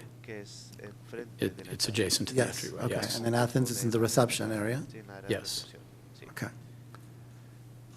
And are they going to have people in their, I guess my concern is if it's a place that we're renting, how does the public access the city piece of that? During business hours, a member of the public that comes in is usually greeted by the Athens employee, and she will buzz somebody that's in the office area. Okay. So there is communication between that employee and to allow the public to have access directly to the services that are part of that Yes, Public Works Department? yes. It's And- not ideal. We don't have, we don't have a permit counter there. Most permitting is done at the community development counter. And so our Public Works Director and our Community and Economic Development Director and I just met last week to talk about ways we can kind of work to improve some of our development customer service activity. Okay, great. If you can look into that piece. I know that we've got concerns from the public stating that there was inaccessibility to the department by appointment only. And so having a chamber there, now you have another agency being at the front line of a public facility that should be accessible to the public. The other concern I have regarding this is just in general, the relationship we have with the Chamber of Commerce. So we subsidized them for $1 before for another space, and now we're going to charge them higher rent. Yes, they were paying $1 a year to utilize the train depot, and then also paying for the utilities there. And I know that we just passed the budget a couple days ago, and we've made an investment in additional people. Is there going to be any need for space as we ramp up on certain positions? In particular, city engineer? And are there spaces for those positions in other areas? Or are we cutting ourselves a little prematurely, not knowing how many new staff members we have coming in and not being able to have the space to facilitate them? Sure. We have adequate space here to accommodate those two positions, including a private office for both of those positions. And the reason that exists, I want to give deference to the city attorney because I do think we're getting a little off topic, but the reason that exists is because currently we have contract services utilizing those offices. We have a contract city engineer, I think he's here actually, and so is given that office, but at such time as we hire a full-time employee, they would move into that space. Okay. Thank you for answering that question. No questions? All right, is there a motion? I will move approval of item, is it 10? I don't have an agenda. 10B. 10B. There's a motion, is there a second? I'll second it. All right, there's a second. Should- Additional questions? And we actually, for the record, would note that the chamber president just showed up. We're in the midst of a motion regarding this. Do you have any questions or comments or anything you'd like to say to the council before we take a roll call vote on this? Sure. Thank you. I wasn't planning, is this on? Yeah. Okay. I wasn't planning to speak on the item, but I was listening in my car and came back for this item. And I'm going to be very honest, I don't have all of the specifics from our executive director on the logistics. Probably Dan has a lot more information on that.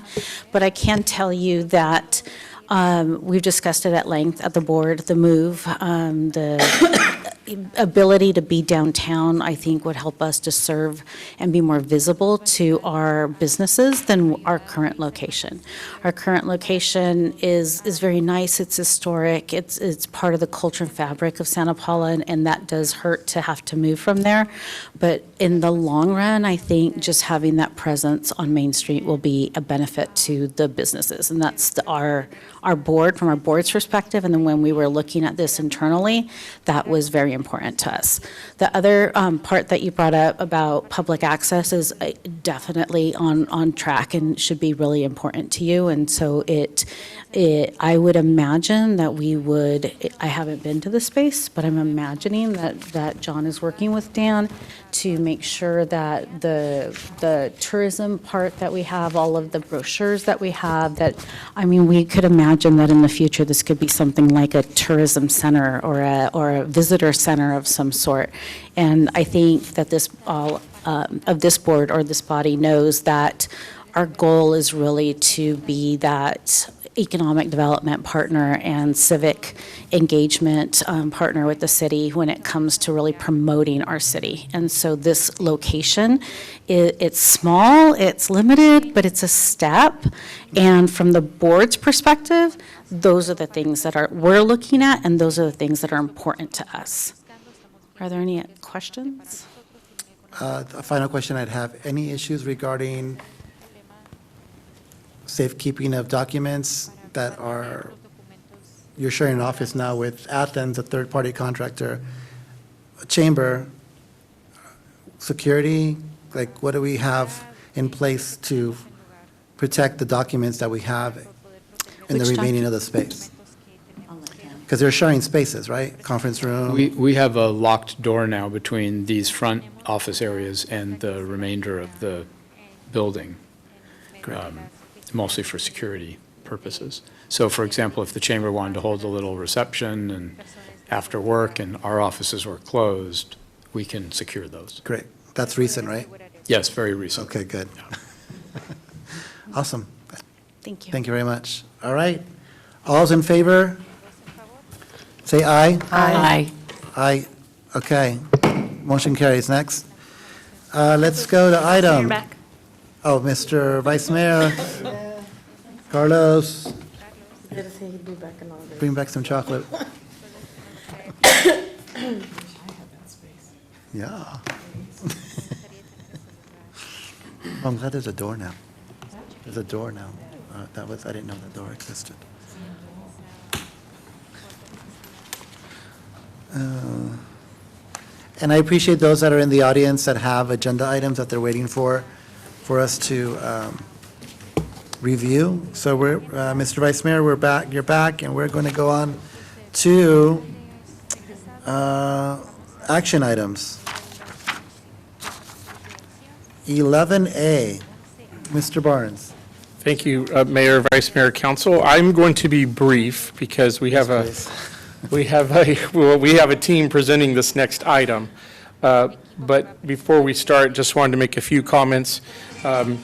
As you're all well aware, this was an item that was on your last strategic, two-year strategic goal. So we're missing it by just a couple of days, but I promise you it was ready and prepared before the end of that. Strategic goal expired and you've moved on to the next 2 years. But I'm excited to bring this forward to you. This has been a project we've been working on for the better part of 18 months, or a couple of years now. Actually, going back to COVID, we participated in the county's strategic plan on aging, and they hosted it here in Santa Paula in that March, and then COVID hit and everything shut down and we got a little delayed. So it's nice to be here this evening. I did want to give a couple thank yous and recognitions before I introduce our presenters this evening, especially to Dr. Maria Munguia and Mr. Ray Wellman, who really championed this in the early parts and kind of got this kick-started, encouraged us to undertake this. I want to thank council for putting this on your goals and even helping us fund a portion of this when we had the opportunity with ARPA funding. So I'm appreciative of that. And I want to give a thank you out to the team that will be presenting this evening as well. Our admin analyst in Parks and Recreation, Michael Schouten, a management fellow from the city manager's office, Erica Vargas, and Dr. Ronald Burkowski, who's an associate professor with California State University Channel Islands, who will be presenting and prepared this document for your review this evening. So I just really want to thank them. It's been a journey, and they're going to take you through a little bit of that and kind of present an overview, but I want to thank them for all their efforts. They really, really put a lot of time and effort into this. Can't thank them enough, and I believe you have a pretty good document in front of you. So with that, I'm going to introduce Mr. Schouten to come up and kick off the presentation. Thank you, Director Barnes. Good evening, Mayor, council members, and members of the public, city staff. Thank you for the opportunity to speak to you tonight and provide an update on the development of the Santa Paula Master Plan for Aging. How did we get here? In 2018, real quickly, the U.S. Census Bureau made a historic projection. By the year 2034, for the first time in our nation's history, those aged 60 and over would outnumber those 18 and under. That shift has major implications, not just for healthcare or in housing, but for how we support community engagement, transportation access, and overall well-being as we age. Recognizing this, on June 10th of 2019, Governor Gavin Newsom signed Executive Order N1419, calling for the creation of a master plan for aging in California.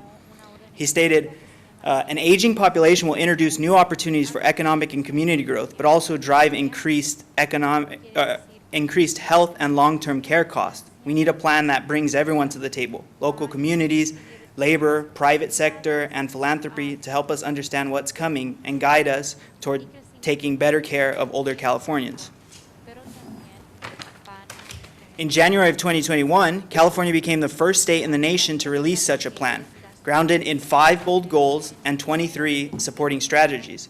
Soon after that, local efforts began to take shape, and in October of 2022, Ventura County became the first county in the state to develop a master plan for aging. Their 10-year plan mirrored the state's framework, but was customized to reflect the needs and strengths of Ventura County residents.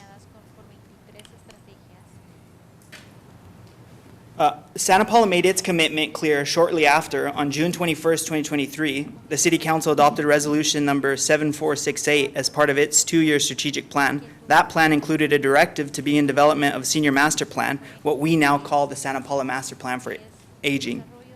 In the summer of 2024, a small but dedicated work group was formed, comprised of city staff and community members. This group got to work organizing community conversations, developing and releasing a request for proposals, and establishing the partnerships needed to move this effort forward. By the fall, after reviewing several proposals and interviewing candidates, the city selected California State University Channel Islands, or CSUCI, to lead the development of the plan. At the same time, we launched a series of public sessions titled Community Conversations. These were held to both inform and engage the public and explain the purpose of the Master Plan for Aging, and allowed them to share the challenges and opportunities that they experience as they age here in Santa Paula. In total, we held 8 community conversations, 6 in English and 2 in Spanish, to ensure broad accessibility and representation. And in February of 2025, we launched the Aging in Santa Paula survey, allowing even more residents to weigh in on what matters most as we plan for the future. Then in June of this year, Dr. Ronald Burkowski and his team of students from CSUCI completed their analysis of the survey results and produced the report you see before you tonight. This report reflects the voices of our residents, their needs, their hopes, and their visions for aging well in Santa Paula. It will serve as a foundation to the city's master plan for aging and provide us actionable insights moving forward. We're proud of this work, and we're excited to continue engaging with the community as we shape a city that supports residents at every stage of life. Now that you've heard how we've kind of arrived at this point, I'd like to turn it over to my colleague Mirka Vargas, a management fellow in the city manager's office. Mirka will share more about community engagement efforts and then introduce Dr. Ronald Burkowski from CSUCI, who will walk us through the importance of a master plan for aging, the methodology behind the survey, and key findings from the data. Thank you, Michael. Good evening, council, staff, and members of the public. I'm super excited to be here today to share engagement efforts made on behalf of the Master Plan of Aging. Multiple efforts were made to ensure inclusive and meaningful community engagement throughout the entire process. From the beginning, staff acknowledged the challenge of reaching the entire community, especially those who typically do not participate in surveys or city projects. So staff felt it was really important to prioritize getting their feedback.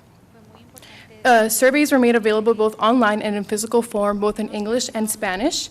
Physical copies were placed at accessible locations, including City Hall, the Community Center, and the Senior Center.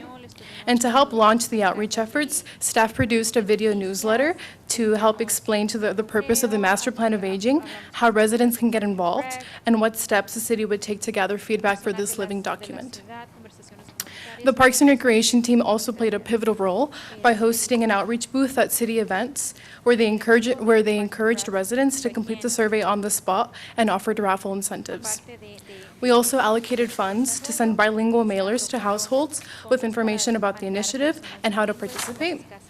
And with the support of the city manager, staff across departments were engaged through a citywide email encouraging them to complete the survey as well. In addition to these efforts, like Michael mentioned, we hosted 8 community workshops from September 2024 to February 2025. And the outreach would have not been possible without the support of community partners like Santa Paula Latino Town Hall, who welcomed us into their monthly meeting at the beginning of the process to share more about the initiative, and later co-hosted a community conversation solely in Spanish that generated invaluable feedback. So multiple avenues were explored to ensure we gathered as much feedback as possible from the entire community. And with that, it's my pleasure to introduce Dr. Ron Brasowski, Associate Professor at Channel Islands University. Ron has been extremely passionate and dedicated to this Master Plan of Aging and really developing a plan that genuinely reflects the voices of our community. So I'm super excited to share more. I'm super excited for him to share more with you this evening. Ron? Thank you, Mirka, and good evening to the City Council. I appreciate the opportunity to be here, and thank you so much for having me. So I am Dr. Ron Brasowski. I'm an associate professor in the Health Sciences program at Cal State Channel Islands. I joined the faculty back in 2018. My degree is in medical sociology, but I have extensive experience and training in gerontology. Actually, prior to joining the faculty at Cal State Channel Islands, I actually worked at the University of Miami Center on Aging, first as a postdoctoral associate, then as a research scientist. My research has previously focused on older adults and their use of technology, as well as looking at both the impacts and the challenges of the volunteer caregiving movement. I've also done some research related to aging as an LGBTQIA+ person, and some research related to elder mistreatment and elder abuse. And I'm very, very happy and excited to sort of give you some details about the Santa Paula Master Plan for Aging. I'm going to try to keep this as brief as possible. My students know that I can turn a 15-minute topic into a 3-hour lecture. I will not have you all suffer through that. But what I want to start off with first is to kind of go over why develop a master plan for aging. More specifically, why develop a master plan for aging specific to the city of Santa Paula.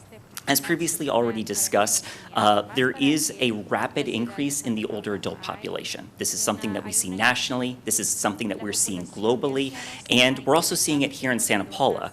Right now, the current estimates are that about 14% of the Santa Paula population is age 65 or older.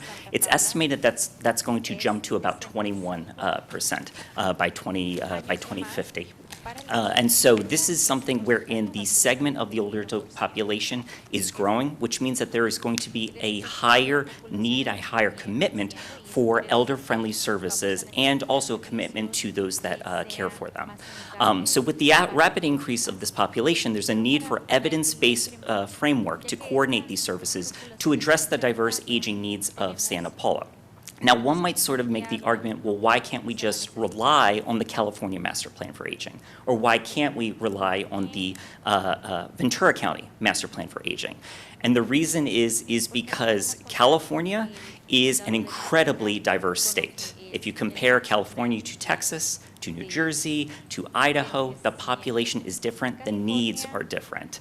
Simultaneously, when we look inside California, each individual county, each individual city has a very different population with very different needs. And thus, it's important to collect data here in Santa Paula to better address what are the actual needs here in Santa Paula. So the Santa Paula Master Plan for Aging provides these recommendations while also aligning with state and county priorities. This is sort of a strategic point wherein if we sort of accomplish any aging goals here in Santa Paula, we can also, as an extension of that, help to accomplish countywide goals and California goals as it relates to providing aging services and coordinating these services. So just a quick sort of summary as to the data collection process or the methodology behind the development of this plan. So to develop a plan that is responsive to the needs and preferences of city residents across all ages, several methods were used to collect the data necessary to draft a tailored and actionable plan. I will mention here that when we developed this master plan for aging, even though there is sort of a focus on older adults and caregivers, the idea is that we are developing a master plan for aging, and everybody is aging. So this plan is supposed to meet the needs not just of older adults and caregivers, but those aging into older adulthood.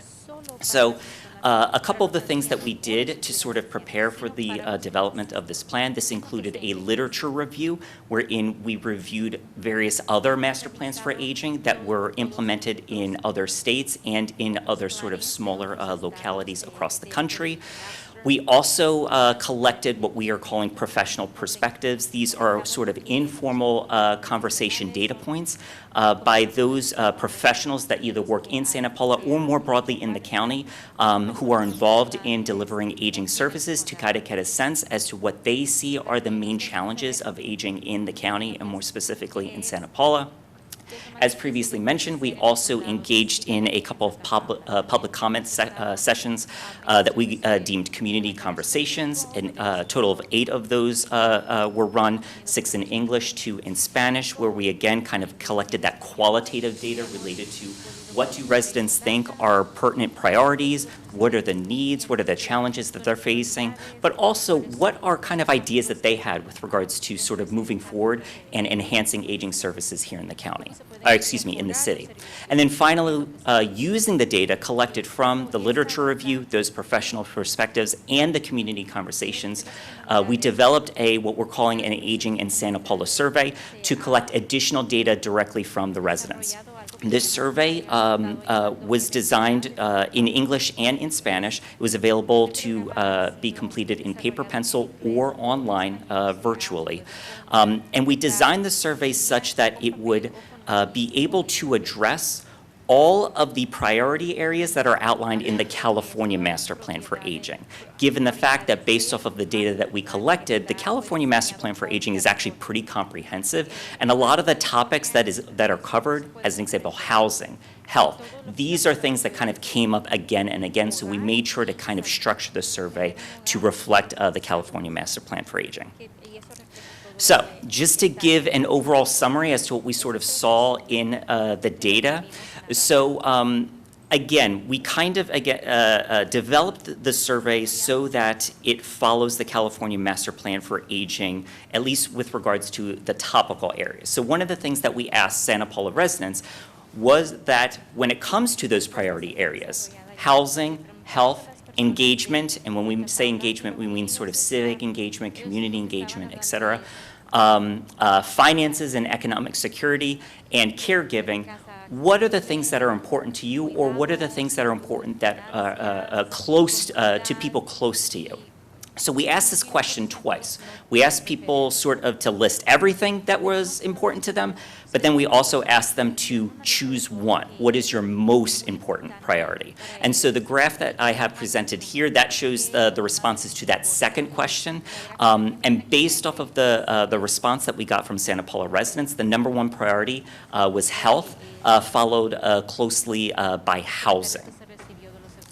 So to get into, again, I will give sort of like a summary as to what we saw with each of these topical areas.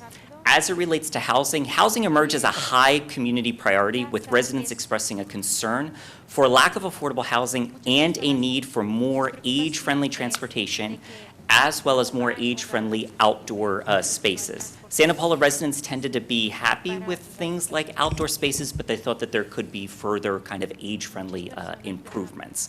One thing that I will mention is that in the Santa Paula Master Plan for Aging, at the end of each section, so at the end of each topic, we have a list of recommendations. In other words, based off of those community conversations and based off of these survey responses, we generated a list of action items, sort of these ideas wherein we can sort of address what the community is sort of concerned with. So a couple of recommendations or example recommendations related to housing included partnering with affordable housing developers to promote production of elder-friendly units in new developments, launch a support service designed to assist older adults transitioning into new housing environments, and implementing an emergency preparedness educational campaign which targets older adults. As mentioned previously, health and aging was identified as the top priority among Santa Paula residents, with residents indicating concern for their physical and mental health as they age, for the affordability and accessibility of healthcare, and for a need for more wellness programming. One thing that we saw both in the surveys and in the community conversations is that several residents indicated that there were challenges with regards to accessing healthcare services here in Santa Paula. We had time and time again, particularly in the community conversations, residents say, my primary care provider is not in Santa Paula. I have to go to Ventura, or I have to go here. And even though they can sort of get to their provider now, they were worried about, well, what happens if I lose the ability to get there? What happens as I age if I have physical and cognitive limitations and I can't get there? What do I do? So as far as some of the recommendations in the Master Plan for Aging, we included partnering with healthcare providers to establish geriatric-focused primary care access in Santa Paula, launching a community health navigation program to assist older adults with Medicare and Medi-Cal enrollment, understanding their benefits and accessing appropriate providers, and implementing what we sort of deemed as a healthy local living program, which offers free or low-cost health-related programming. Related to engagement, residents noted several barriers to full civic and community participation among older adults and expressed a clear interest in expanding social work and volunteering opportunities for older adults. So a couple of the recommendations we came up with here include ensuring cultural and linguistic access to city services and resources by offering materials in multiple relevant languages, partnering with libraries, schools, et cetera, to provide free or low-cost digital training designed for older adults, and expanding awareness of how to report elder mistreatment and abuse through multilingual materials and direct outreach to community hubs. Now, caregiving, surprisingly, and I say surprisingly because as somebody who's done work in caregiving, I was sort of surprised to see that caregiving was not cited as a top priority in Santa Paula. It is beyond kind of the data to kind of unpack this. I would sort of venture to guess, just from my own personal experience, that this might be sort of a reflection of cultural attitudes in Santa Paula, wherein there is far more reliance and far more a higher expectation of sort of, for lack of a better phrase, the community taking care of its own rather than relying on, say, paid caregiving services. But having said that, Santa Paula residents did highlight an increased need for incentives and training for both paid and unpaid caregivers across diverse settings.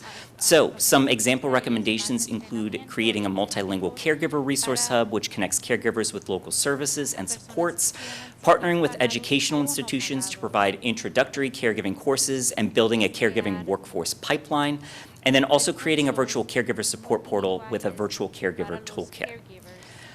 And then finally, the last topic, finances. Finances and economic security in elderhood are a significant concern for residents and showed wide support for programs enhancing financial security as well as financial literacy.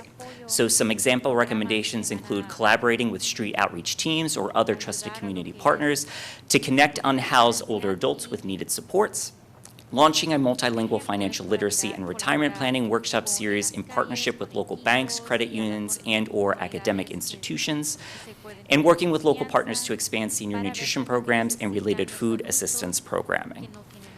So just a couple of concluding remarks regarding the Master Plan for Aging. I should specify here that the Santa Paula Master Plan for Aging was designed as a living document and should be treated as such. One that should be reviewed and updated as the needs of the city change and also as available resources change. Again, as you go through the Master Plan for Aging, you'll notice that at the end of each section, we provide recommendations. These are sort of, again, not sort of presented as goals that the city are beholden to. We are providing recommendations wherein, again, recognizing the fact that the priorities of the city may change, and also the resources that we might sort of invest to kind of accomplish our aging goals might also change. So again, these recommendations are supposed to be treated as such, as recommendations, not goals per se. So we also recommend the city MPA should be reviewed for major changes and updates to coincide with the publication of updated state and county master plans for aging. And so, as mentioned, the recommendations should be used as a guide, but goals should be determined by the city council or applicable identified city representatives. And I think with that, yeah, that's sort of the end of the MPA presentation. I realize it's sort of a hefty document, so, but I welcome any sort of questions, concerns that you might have regarding the MPA. Council members, are there questions? Thank you, Mayor. Not a question, just I enjoyed taking the survey. Very involved in a lot of good information, and I hope we anticipate putting a lot of it to use, because there's a lot of good information that, as you said, not only affects the seniors, but those entering senior. So thank you.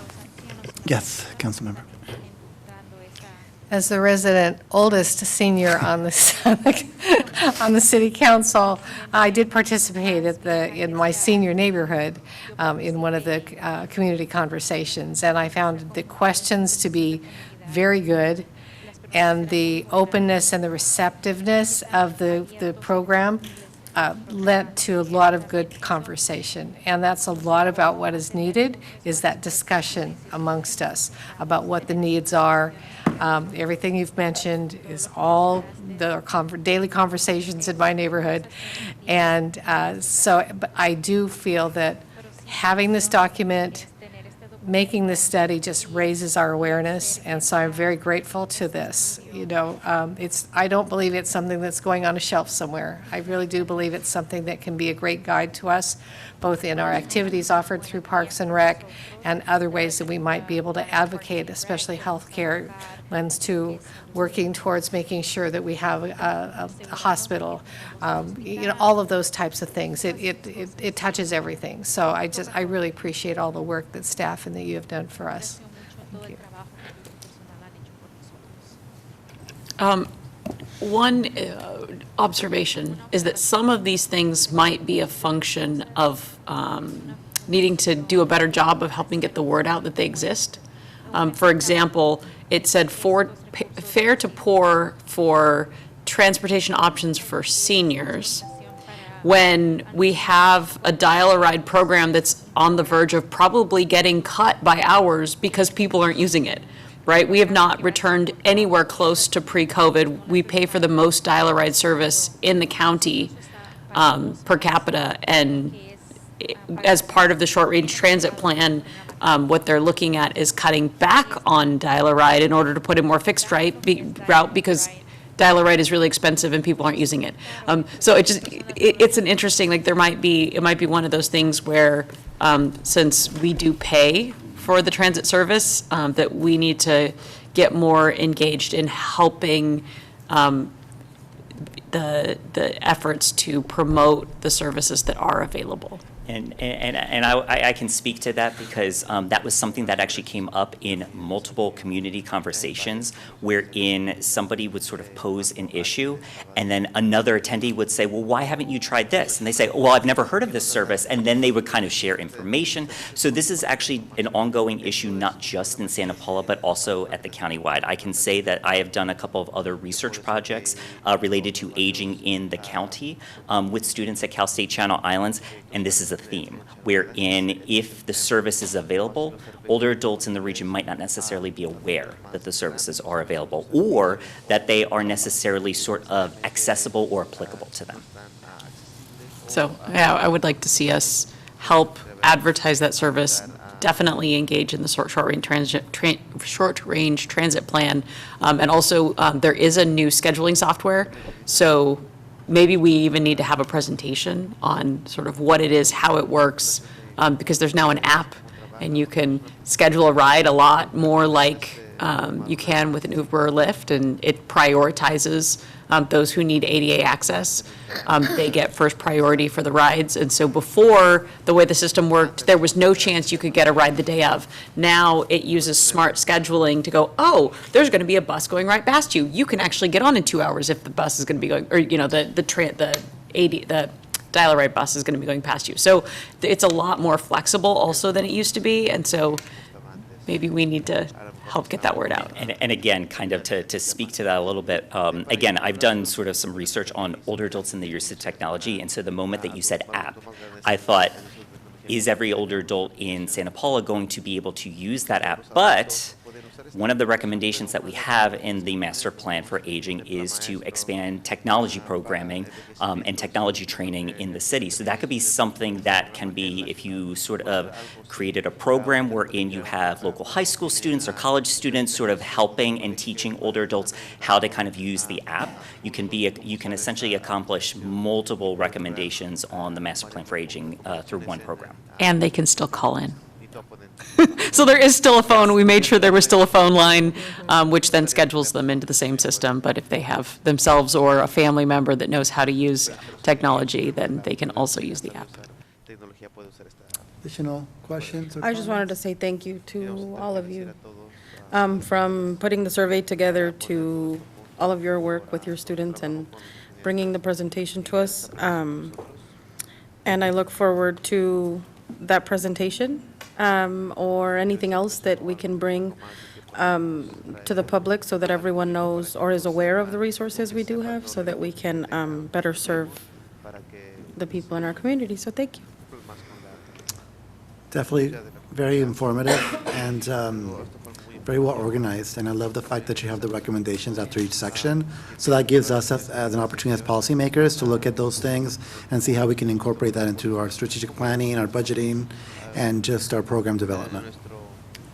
I was just going to quip a little bit with the 17%. By doing the math, what is that? 83%, letting the other 83% know that it comes sooner than you think. So you want to have a good system in place for you too. Thank you. Thank you, Dr. Burkowski and staff. All right. A motion? And we appreciate you staying here. Do we have to approve? Need a motion? Okay. Motion by, If you're not ready, I'm ready. Go ahead. I would move that we adopt resolution number 7576, Santa Paula Master Plan for Aging. okay, motion by Councilmember Cornejo. Is there a No, second? I will second that, Mayor. All right, any additional questions or comments or concerns? If not, all those in favor say aye. Aye. Motion carries. Thank you very much. We've adopted the Santa Paula Master Plan of Aging. Mr. Singer and Jonathan, let's make sure we get this out, and then we figure out what the next steps would be in terms of looking at these recommendations more thoroughly.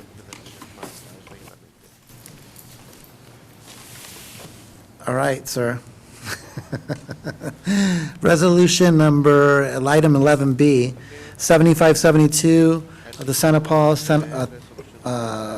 authorizing a loan from the City Affordable Housing Trust Fund to People's Self-Help Housing.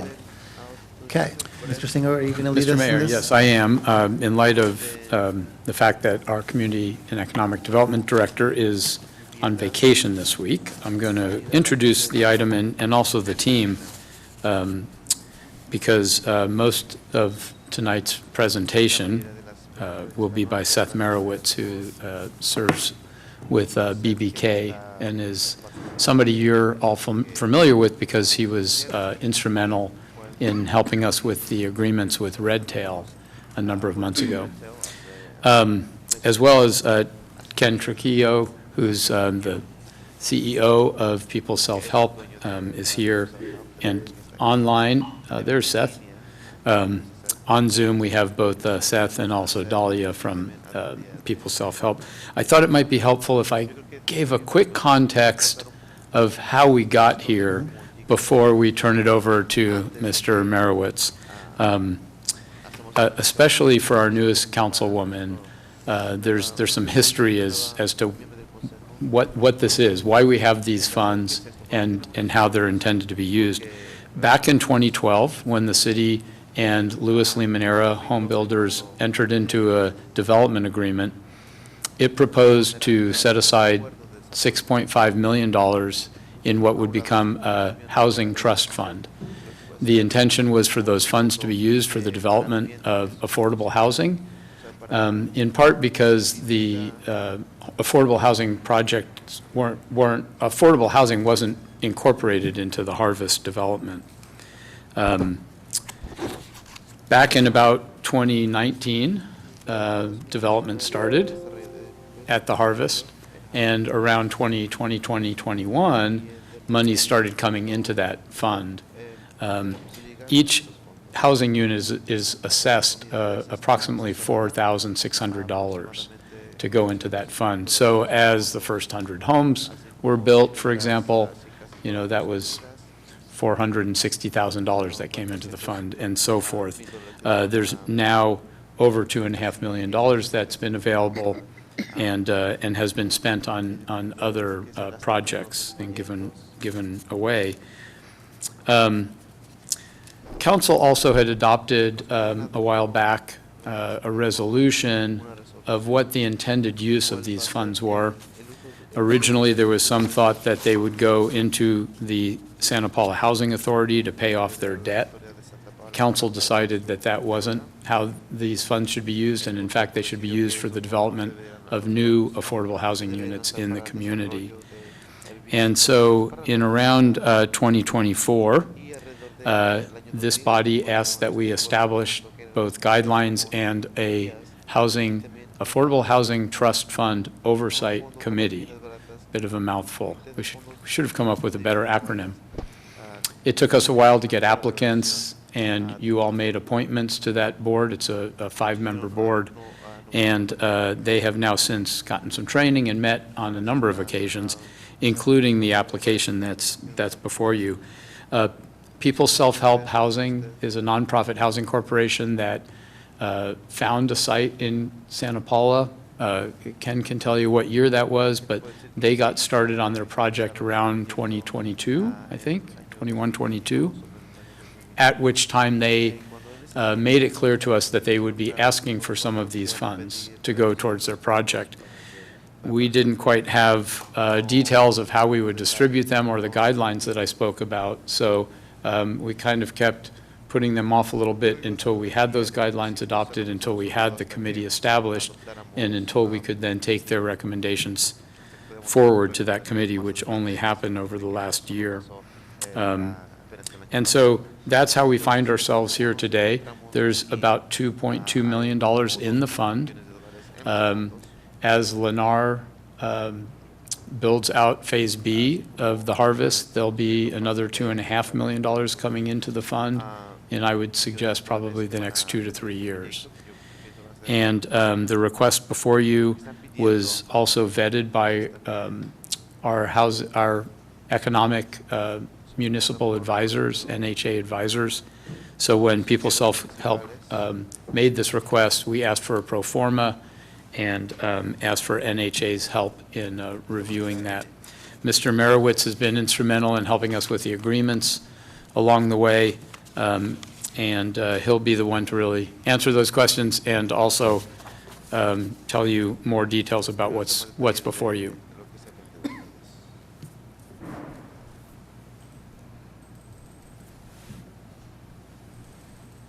Seth, you're on if you can hear us. Okay, good evening, Mayor, members of the council, Seth Merowitz, Specialist Krieger. You have the staff report in front of you. What is being requested now is, or what's being recommended by staff, I should say, is to adopt a resolution to allocate $700,000 of the 2.2 million in the fund that would go to people's self-help housing for the project on West Harvard Boulevard. It would be $700,000, and the terms would be a 4% interest rate and a 30-year term. There are some other conditions precedent that were offered by People's Self-Help. The background, as I understand it, is that the project was approved, funded with tax credits and other sources of funding, and then the project had some cost overruns and came forward to the city with a formal request for assistance in the middle of 2024. That sort of was reviewed but never formally acted upon. The project has been completed. The project, I believe, I'm not sure if it has a final certificate of occupancy. It certainly has a temporary certificate of occupancy, and I think people are living in there. Dahlia can certainly answer that. The initial request was for $1.5 million. The more recent request from April of this year was for $1 million to both come partially from deferred developer impact fees and then a direct loan from the fund that Mr. Singer was speaking about. At this point, the ad hoc committee, excuse me, not the ad hoc committee, but the advisory committee has put forward a recommendation for $700,000 in the form of a loan only, no deferred developer impact fees. And so that is the recommendation in front of you. Just to give some context, you have no legal obligation to do anything. So anything you choose to do is absolutely up to you. This has been reviewed more in depth by your ad hoc committee, and they can speak to their recommendation. And so James Mason is not here tonight, so I'll do my best to answer any questions, but that sort of completes my report. And if you have any questions, I'm happy to answer them. This ad hoc committee that you're referring to, are you talking about council ad hoc committee? Yes. Okay. So there's both the council ad hoc committee made up of council members Cornejo and Crosswhite, and then the advisory committee, which is the Affordable Trust Fund. I never seem to get that straight. Affordable Housing Trust Fund Oversight Committee. Oversight Committee. And then two recommendations, or? There are two recommendations. The ad hoc committee can talk to their recommendation, which was originally for $500,000.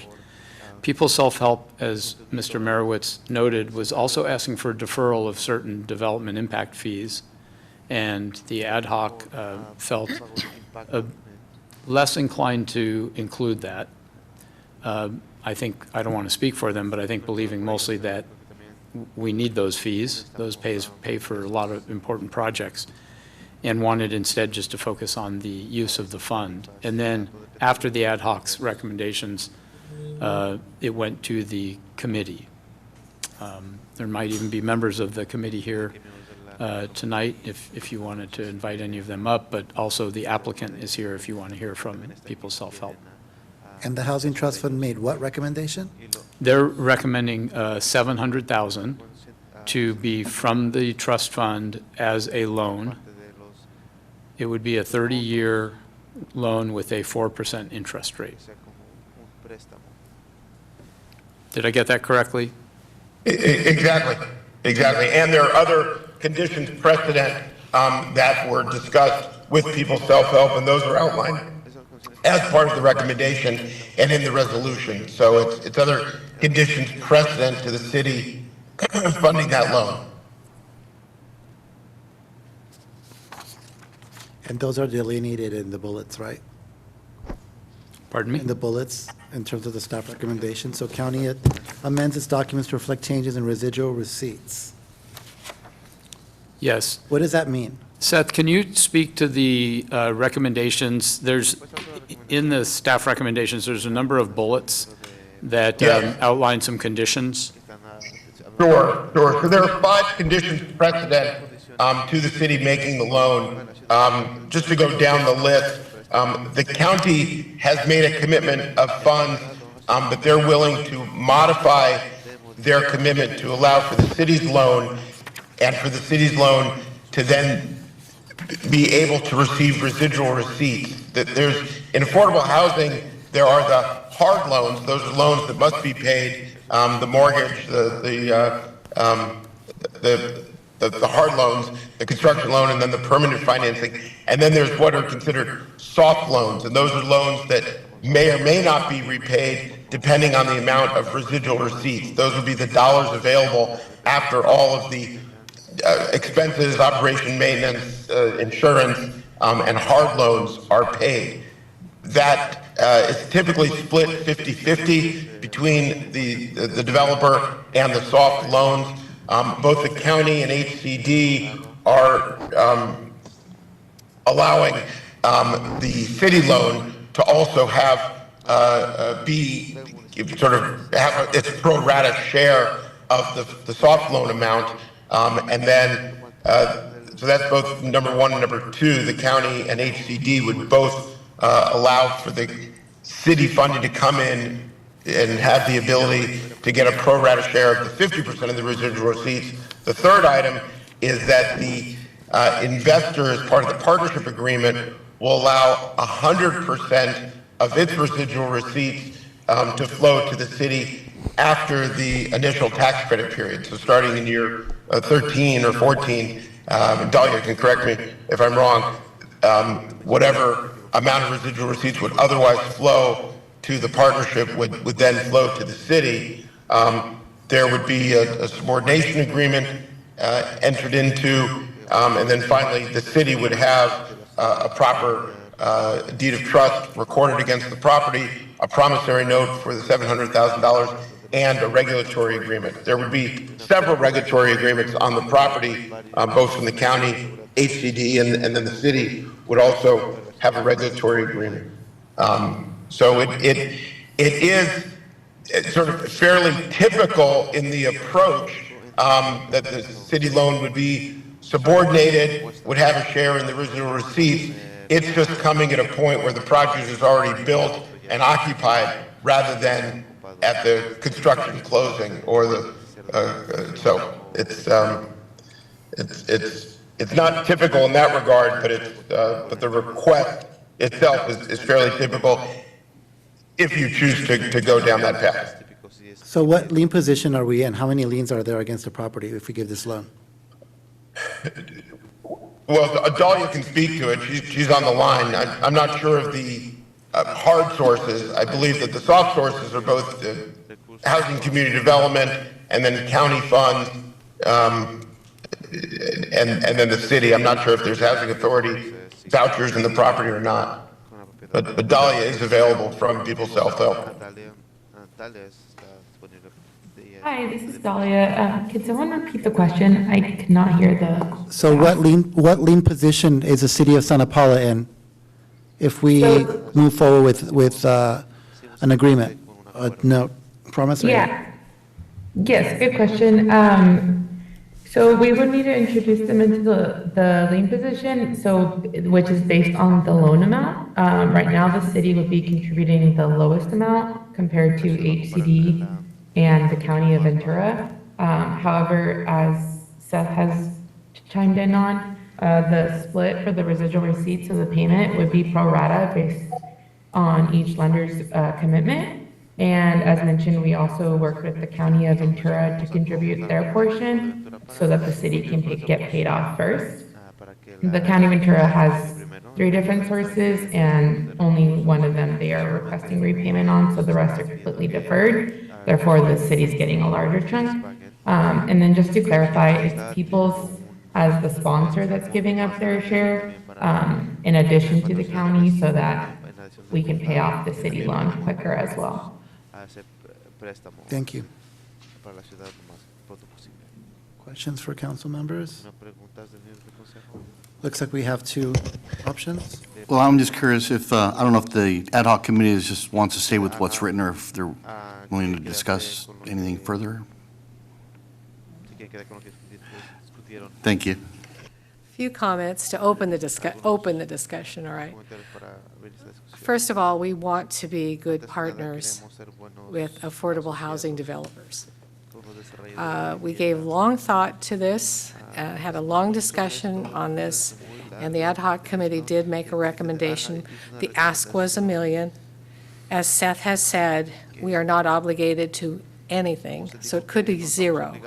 So we came to a point where we felt that we wanted to contribute, but not use up the funds that could be used to assist other projects for people's self-help or other affordable housing developments. And so our recommendation out of committee was for $500,000.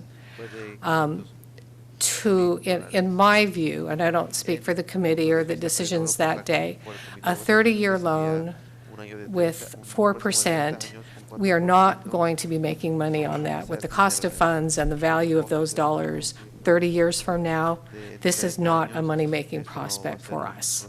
This would be more of not a favor, but a favorable agreement to the developer to allow that debt to be spread out.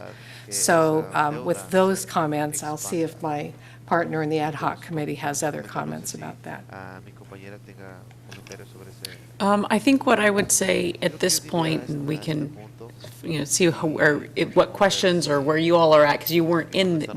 We had many meetings on this topic. We asked a lot of questions, and as my colleague has said, we really were trying to find a balance in being good partners and also looking at the fact that there are a lot of other projects that are going to be coming. We did talk about the fact that, when the fund was originally established, there weren't guidelines as to whether or not they were grants or loans, right? And so it is the fact that we would potentially be getting any of the money back. We could have made an opposite decision, and it could have been, you just give out grants and it's all done. So at least the way that we have been structuring these, it creates an atmosphere where there will be, in perpetuity, some amount of funding available to help with projects in the future. And so, we were trying to strike that balance. I don't know where you all are sitting, if you would feel more comfortable being somewhere between the two, 500, 600, or if you all feel really strongly it should be 7. I think that's up for discussion and conversation. Question? Well, I appreciate the input and the time you both took on that. I mean, you said you had several meetings, and here we're going to get the crash course on it. But I don't want to lessen the amount of work that the other committee put into this as well. And yeah, in a perfect world, there's enough money to give what they've asked. But, and I guess the next question is, do we have any, there's potential other projects, but is there any that are pending that we know of? We have a request from the Ventura County Housing Trust Fund, I believe for $500,000. We anticipate other requests because we have 2 other projects, at least one legitimate project that's an all-affordable project being proposed right next to Teague Park. So, yeah, so there is more on the horizon. Although, as I said, there's also more money coming in. Thank you. Thank you. With the Red Tail project, if things change, they could technically come back and ask for funding from the same fund?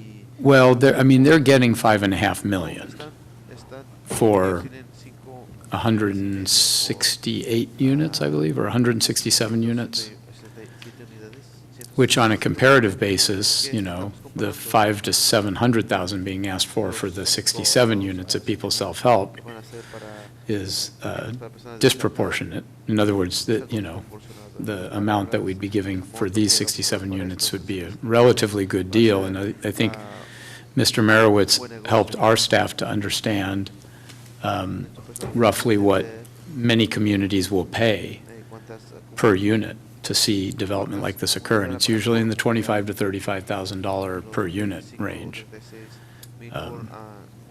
What's the repayment on it? It says, and it's I believe it's lump sum. Lump sum? Seth, can you talk to the repayment? Well, the repayment is, again, going to be a soft loan, so it's only from residual receipts, so it's a portion of any funds left over. The analysis that was done by the city's consultant would have the 700,000 paid back, I think, in 16 to 18 years, best case scenario. So that again, it's subject to residual receipts, which are really the dollars left over after all of the hard expenses and hard loans are paid off. So it's not, we can't put with specificity that it would be paid off, except there would be a requirement at the 30-year mark to have a balloon payment for anything that's not paid at that point.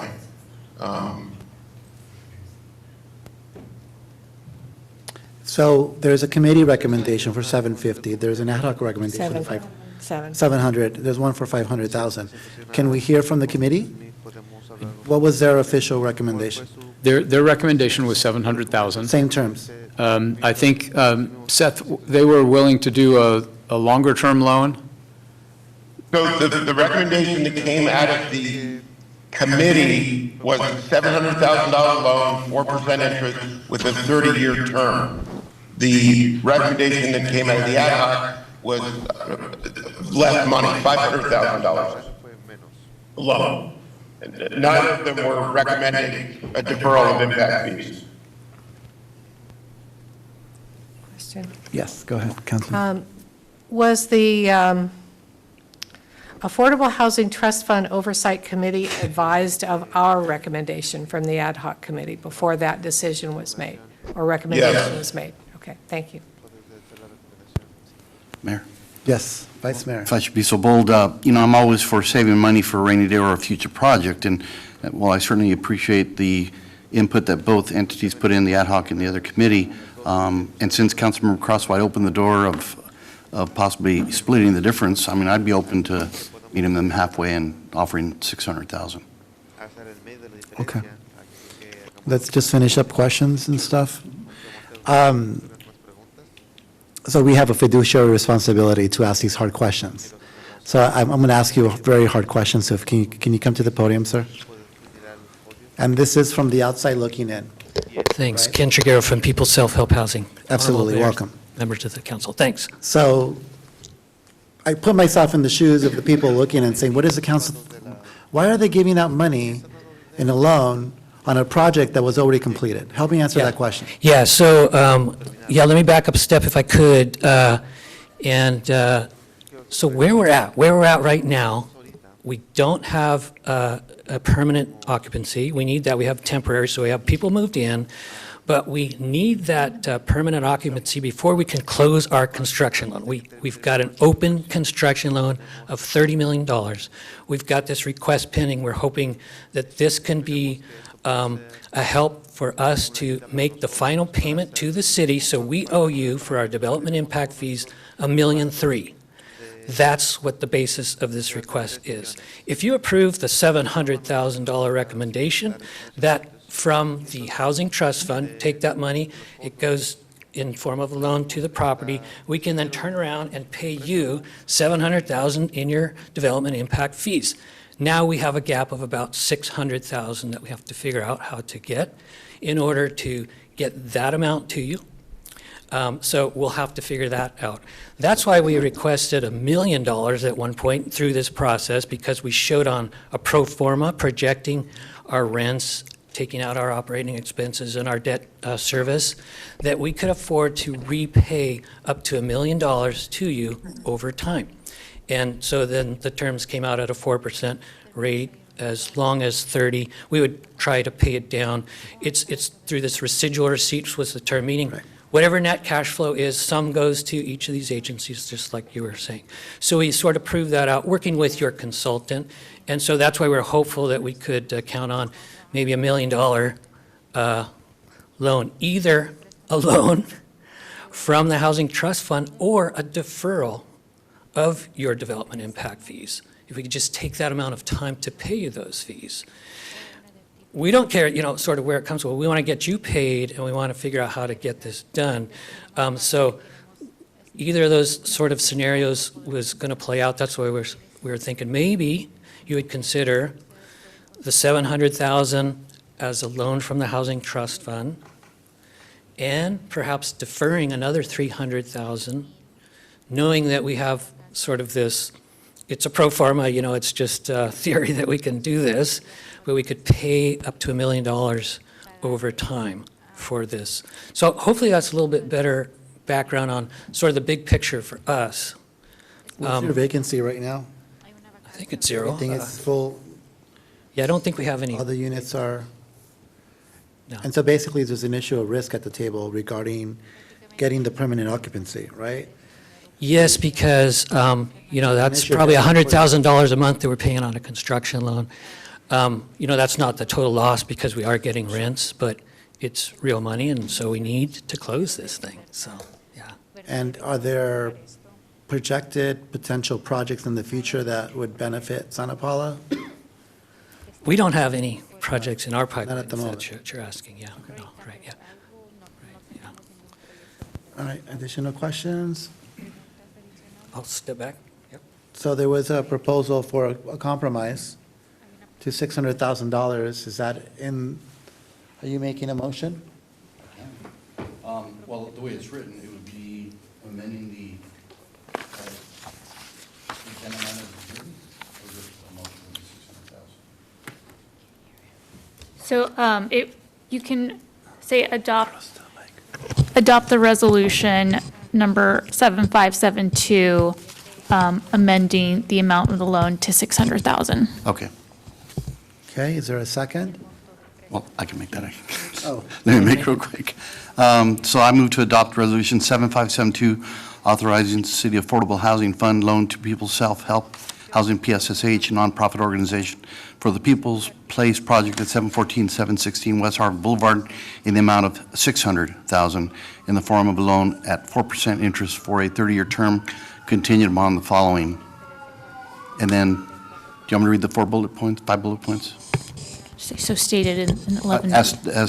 The 5 bullet points are stated with no changes. And then number 2, adopt a budget allocation of $600,000 in GL account 219-5-9093-502. Staff will do year-end entries to book as loans payable. I will second. All right, there's a second. Additional questions? All right, can we have a roll call vote, please?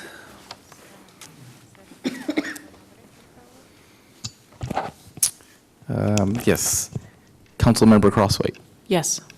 Councilmember Cornejo. Yes. Councilmember Ornelius. Yes. Vice Mayor Juarez. Yes. Mayor Chavez. Yes. Unanimous vote. Motion carries. You have a loan. Thank you for being a viable partner with us. We care a lot about the people you serve, and that's why we're extending this olive branch, because of the commitment you made to bring affordable housing to the city. So thank you very much. All right, we are moving on to item 11C. Thank you, Seth. Thank you. And Dahlia. I am going to recuse myself from resolution number 7573 because I live at Harvest at Limonera. So I'm going to pass the gavel on to the Vice Mayor. I'm going to take a break.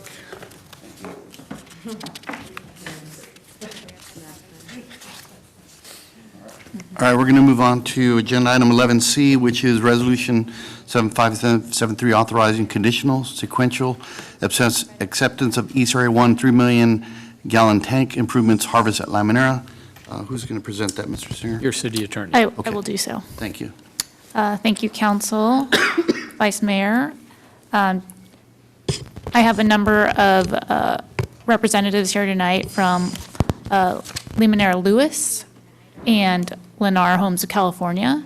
Both of these entities are responsible for developing areas of East Area 1, which residents recognize as Harvest at Limonera.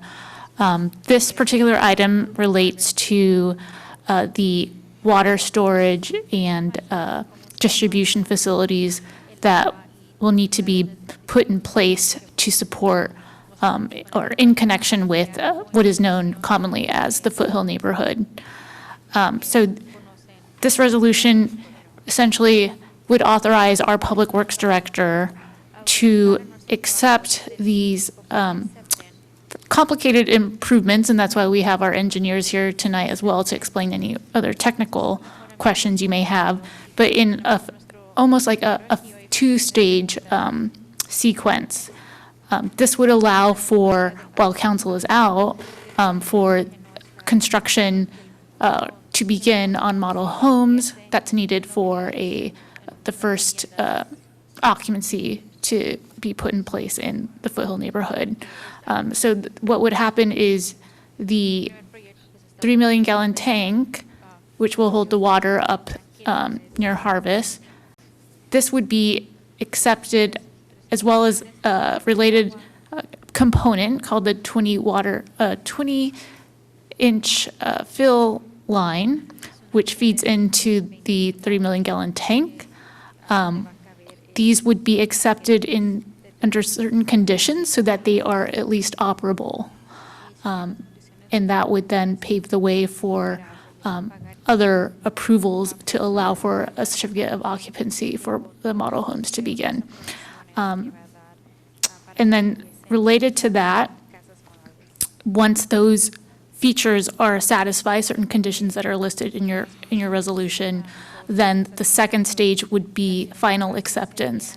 And because of the intricacies of this type of facility, having these different conditions spaced out would allow more flexibility and allow for the developer, Lennar Homes and Limoneira Lewis, to go ahead and perform necessary other exercises such as land surveys, which are needed to adjust property interest there to the city. And so that's also two other suggested action items that appear on your agenda item 11C, in addition to this resolution, which is to authorize our city manager to enter into a license agreement with Limoneira Lewis and Lennar to access the tank site after it is owned by the city when we take it over, in a form approved by myself.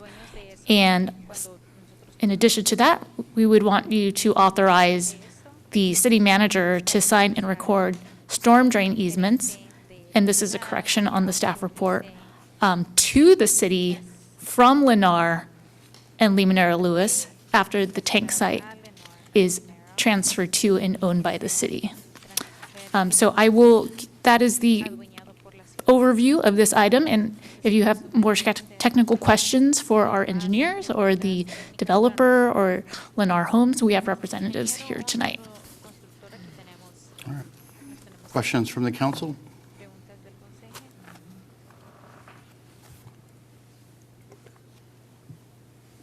Go ahead. Just, I think, Mr. Woodward, can you talk about how conditional acceptance works sort of practically? The notion is that the acceptance would be kind of it's a reverse of the typical scheme that things are done, which is the work is completed, we recommend it to council, and you all accept it. This is kind of a practical arrangement looking at that there's just really a lot of moving parts in this project between here and where we need to be. I think it's somewhat emphasized by just looking at a lot of the practical fire access and water considerations. The site's currently supplied by Well 12, which is the city's water facility, which is really not designed to supply this development for a long term. So this will allow for a safer provision of storage for water and delivery of water for either a fire event or just reasonable domestic use in the interim between now and when it'll actually be completed. Thank you. And we also have available slides if that would help council to visualize the site. And if council would like to see those, we have David Lualetta here. Yeah. Oh, yeah. Yeah, please do. Yeah.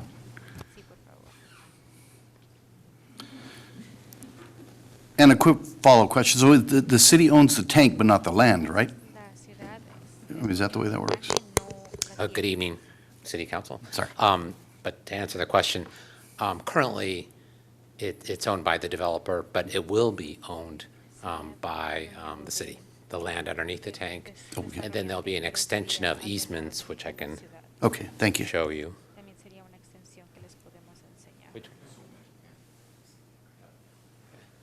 So there you have we're talking about the lower tank right there. And then you can see up above it is under construction, the two upper tanks. So this is just about that lower tank, which is referred to as the 3 million gallon tank. And I'm sure you guys have seen it on the hillside. There's a little closer aerial view of the tank. And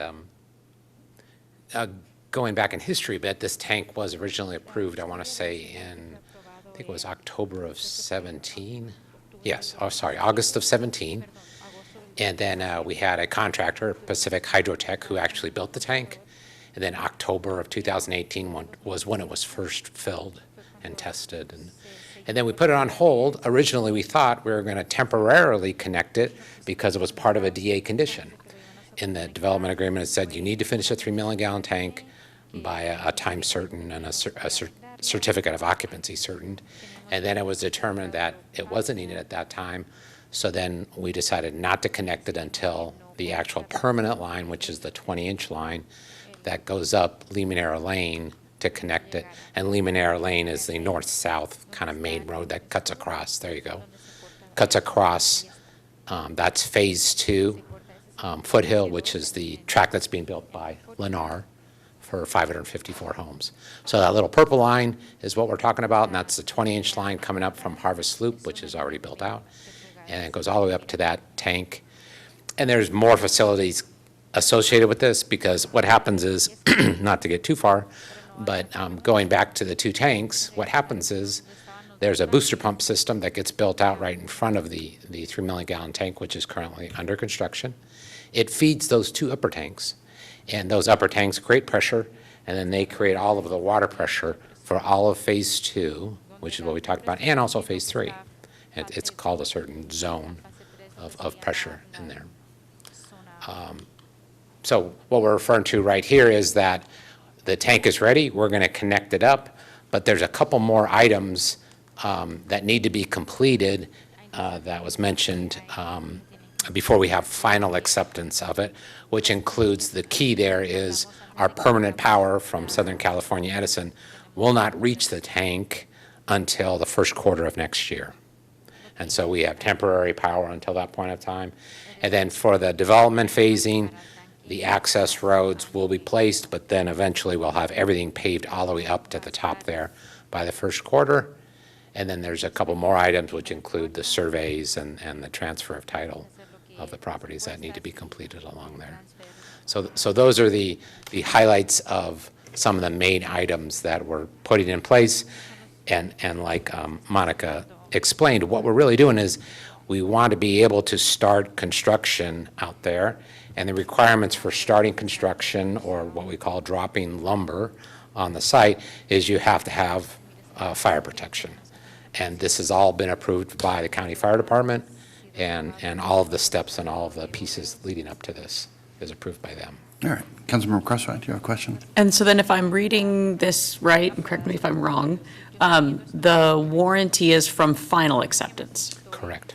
Okay. The warranty doesn't start. Okay, so so it's not like by accepting this tonight, this triggers the 1 year? No. The 1 year is from the? Not until you fully accept it. Okay, thank you. Correct. Councilmember Cornell. So, a couple questions. It was purpose-built about 7, 8 years ago.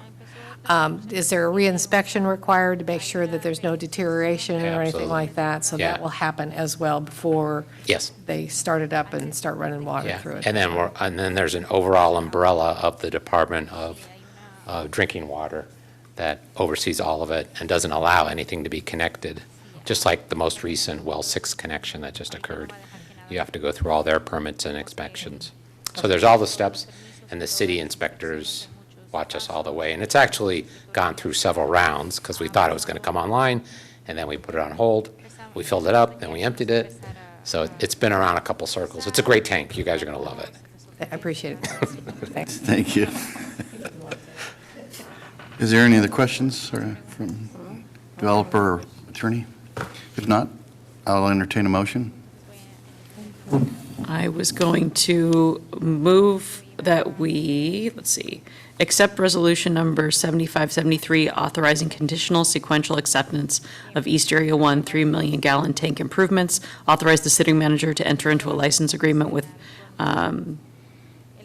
Lewis Lee Manera Company of Builders. It just says LLBC. And Lennar to access the tank site after it's owned by the city in a form approved by the city attorney, and authorize the city manager to sign and record storm drain easements on the tank site from the city to Lennar. To the city. Oh, sorry. That change. Excuse me. No, thank you. To the city from, oh, wait, yeah. Wait. To the city from Lennar, right? Okay. And LLCB after the site is owned by the city in a form approved by the city attorney. All right, it's been moved by Councilmember Crosswhite to adopt 7573 and the two additional items. Is there a second? I'll second with that one correction in item 3. Okay, and it's been seconded by Councilmember Cornejo with that correction. Is there any other discussion? All right, seeing none, let's do a roll call vote on this, please. Yes, Vice Mayor. Councilmember Crosswhite. Yes. Councilmember Corneo. Yes. Councilmember Ornelas. Yes. Vice Mayor Juarez. Yes, and the item passes. And can someone? Okay, let's take a 5-minute break.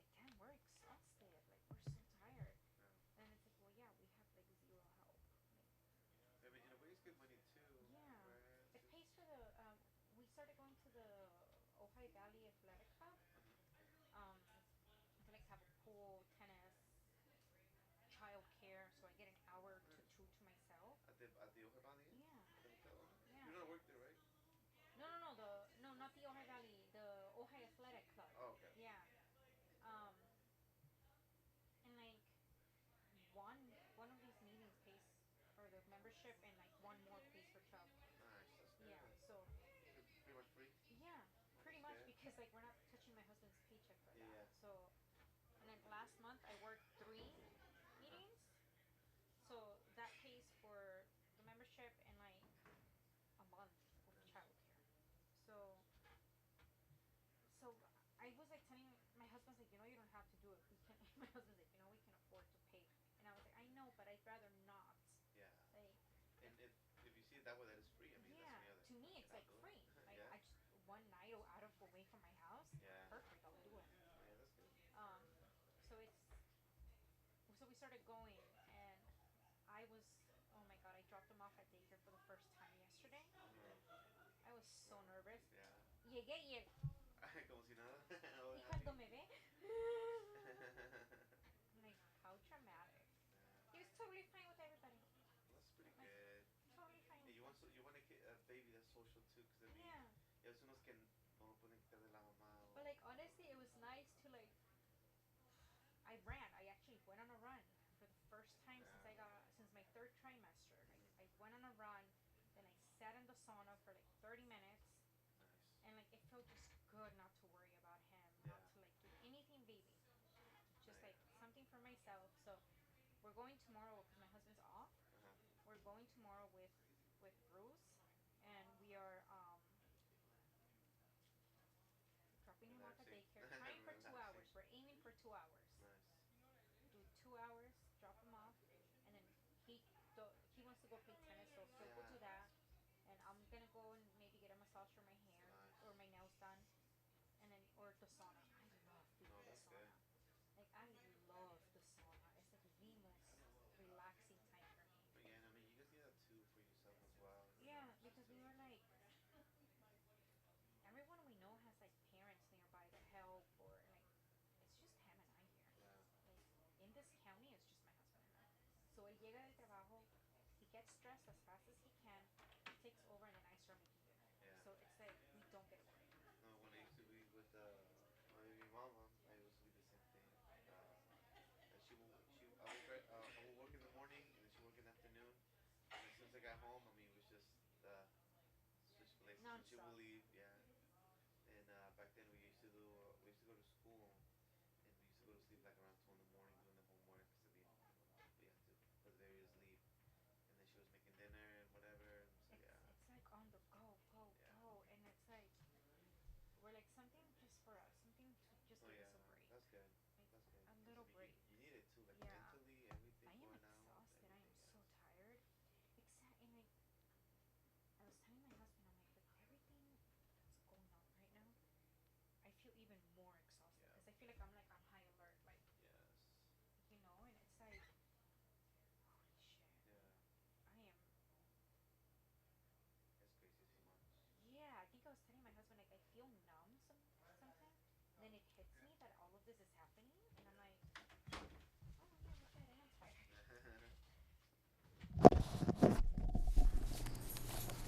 Mr. Royas, it's my understanding the council had an opportunity to review the policy agenda, and there's currently no questions or concerns, and we're ready to move on. Oh, can you hear me? Okay. Well, good evening, Mayor, Vice Mayor, council members, city manager, and those tuning in. Staff comes before you this evening, again, with a final resolution and recommendation for adoption of Resolution 7575, updating the 2023 legislative platform to the updated 2025-2027 policy and legislative agenda. I did have a presentation prepared for you this evening, a very short one, but seeing as, Mr. Mayor, you mentioned there don't seem to be any questions, happy to answer any questions. Okay, one. I have one question. Because and for anyone who's watching this that didn't watch the other items, we spent a lot of time on this previously. And so my one question was, there's several of these where it says, you know, support legislation that, ... If the exact opposite is happening, does it allow us to oppose, or do we have to say oppose? No, that's a great question, Councilmember Crosswhite. So when something comes before us, a bill or a letter of request for something, and it is actually the converse of what is stated in there, we can actually utilize that language conversely. So for instance, if it says we support something and we don't, to your point, then we can use that. We just articulate that in the letter when we draft it. So for example, if, I don't know, FEMA was going to be eliminated, that would obviously be in contrast to our policy, and it would give us leverage Right. to respond. Correct. Okay, thank you. The only thing I was going to mention, Mr. Royas, is that we're a people community, and I see a lot of pictures of buildings, and I don't see pictures of people. We have an empty building here, property tax appeals. We have facilities or buildings that are not even in the city limits. It'd be helpful if there were actually people in this, because you put a face to what the policies are about. That would be the only recommendation I would make. Well, thank you for the feedback, Mr. Mayor. That can be accommodated. That would be really just a graphic design change, if that's okay with the council. You could still move forward this evening in the final version. We'll take that feedback into account and put some people in it. Yep. If you take pictures in public, there's no expectation of privacy, nor can they object to their picture being published? Typically, Vice Mayor, the photos that we will use are going to be of community events or staff or, things that, it's in the public. So there's no really right to expectation of privacy. We're pretty careful and selective on what we choose. Sure, thank you. Yes. All right, with that, is there a motion to adopt resolution? I would move that we adopt resolution number 7575, approving the 2527 policy and legislative agenda and updating the 2023 legislative platform. Great, there's a motion, is there a second? I will second that, Mayor. All right, any additional comments? Seeing none, all those in favor say aye. Aye. All right, motion carries. We have a legislative platform for the next 2 years. Thank you so much for your work on this, Mr. Royas. Okay, thank you, Mr. Mayor. Now we're moving on to the strategic plan, and let's just pull that up real quick, 1 sec. And if you can make it a brief. Go. Perfect. Okay, once again, Mayor, Council, thank you. Staff's come before you this evening, again, with another document, as Councilmember Crosswhite had mentioned. Just to share is that you've spent an enormous amount of time since the beginning of the year going through several pieces of community engagement, public input, meetings with the executive team, and then interviews with our consultant. I'm not going to go through what a strategic plan is. That was really more for those who might be here in person. We've covered this material before, and is it also available on our website. But essentially, the strategic plan is a roadmap of community challenges and priorities that are really put together and help give us a roadmap on what to focus on in the next 2 years. We marry those objectives that you've put in those categories. We've done a more diligent job this year in trying to make those coincide with the budget that you just adopted earlier this week. So you'll see that. I won't recap the old strategic plan since we're moving on to the new one. Again, robust engagement was conducted. We did a community survey for the first time on the strat plan. We got a lot of great feedback. Just if there are those that are tuning in and want to know, tell me exactly what changed since the last plan. What is council now proposing this time around? We did make some minor revisions to the vision statement, the mission statement, and really what does Santa Paula look like in 2 years. We were very certain about that you wanted those in a specific order, and there was a heavy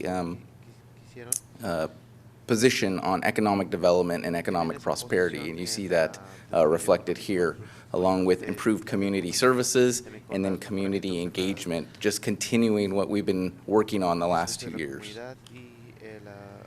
Core values, there were, before there were 6 core values, and now through discussions and feedback, we now have 8 core values. None of them are in priority order, but we've also adjusted the language in there to kind of reflect the current state of the political climate and the times that we're in, but just making sure that residents really do understand that you as a council value, these values that are up there.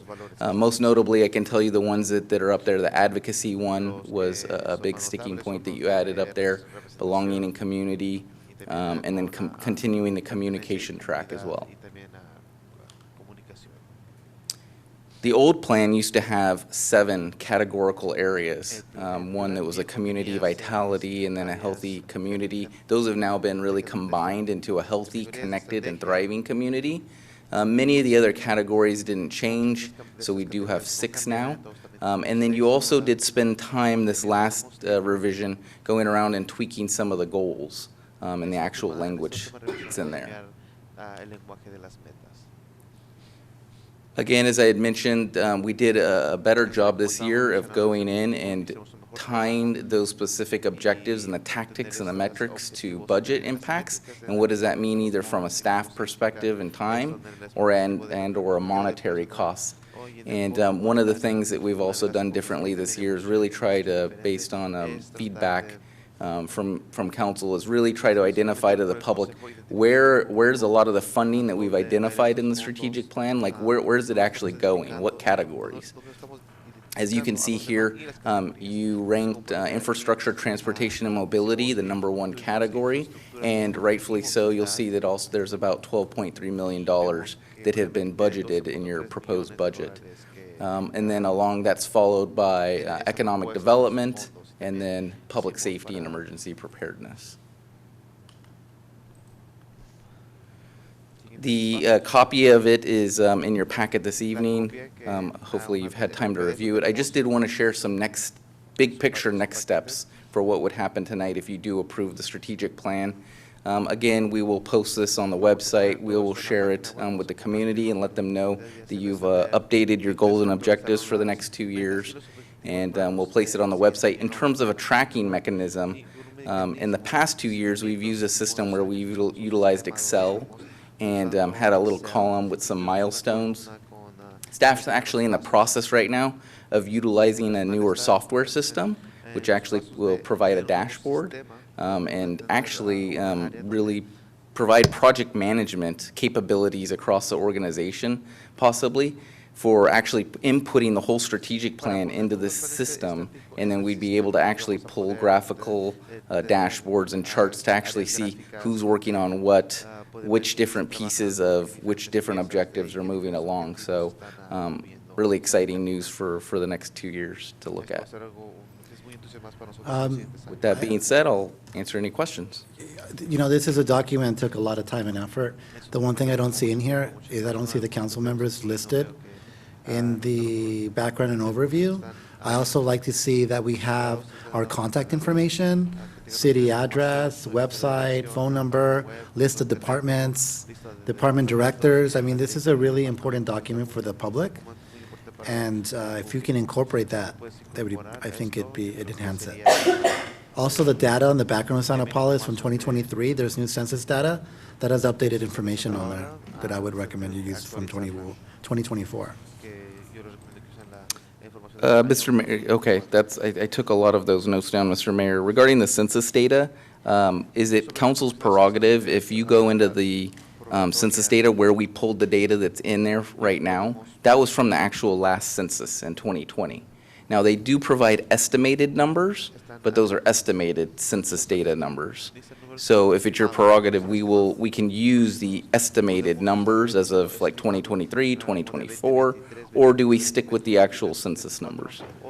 I don't mind using the 2020 if it just designates that or notes that on it, 2020, so that people know that could have changed since then, unless there's a difference of opinion on the council. So the census gives you updates, and because we want to be as close to a number as possible. And since we have so much housing development, I think it just makes more sense to put a newer number, because the 2020 number, if you remember, was way lower because the majority of folks that live at the Harvest didn't move in till after the census. And is that official government Yeah, this is estimates? from the census. That is from the census? is. Okay, then you could say estimated by, per census. I think it's as well. actually the Department of Finance, the State Department of Finance that gives I us would the, say as long as based on you're permits. noting the source and the year, then I'm fine with that. I appreciate that, Councilman. And I will just note, if I could, we've had a number of internal discussions about this. One of your former council members was really adamant that we always use the same information, but to your point, it changes every year. And this is a two-year So document. it would also be our preference that we use the most current information, we just cite the source, Absolutely. because it is changing quickly. Okay, yeah. Just one quick comment, because we talked about it earlier. The goal for the senior master plan has it going now to the Senior Advisory Committee, which you're still a liaison, correct, Mr. Juarez? So Vice Mayor Juarez and the Senior Advisory Committee will have a lot of work to do to identify things that we can actually do in the next 2 years. So I will look forward to maybe having them come and report back from what their recommended actions might be. Yeah, I believe they're supposed to give a report here real soon. I thought they were. Right, Mr. Barnes? Yeah, they're supposed to put their collective notes together. Yes. Yeah, I know this may be a given or assumed, but wherever it says in the chart, staff, I'm assuming that those numbers have match our budget when you're talking about that. I was just wanted to make sure, yeah, staff will do that, staff will do that. If those numbers actually are pretty good estimates of actual cost for each of those items when it delineates staff. Councilmember Cornejo, are you referring to the budget? The budget, yeah. The dollar figures? Yes. Or the, Yeah, when it's, let me just find one for you. No, just in any of those charts, and it budget, staff, impact, you have dollar amounts for what would be spent, but then they will say staff. So when you're talking about the budget, I'm assuming that those estimates of staff time are folded into our budget, correct? Not More or less? precisely. Okay. More or less. All right, well, I just want to know, just, I mean, what we're identifying is, if there's no dollar sign, that it's really just a force Staff account, a time. staff Right. labor issue. Right. But I don't think we could represent to you that that means that, you It know. was calculated we can out, get- yeah. Yeah, that it's Okay. calculated, that we can get to all of these Okay, things. so just for with existing understanding how it goes, that's all. I just want to understand where that estimate comes from, so, thanks. How do you all feel about, on some of these things that's just have like unknowns? Do we really need to tell people that information about the money? Have we done it like that in the past? Where we got, You mean to the extent that there's an uncertain budget amount? yeah, like, isn't it enough that we have these goals and then, do we want to put unknown, and then some things have money?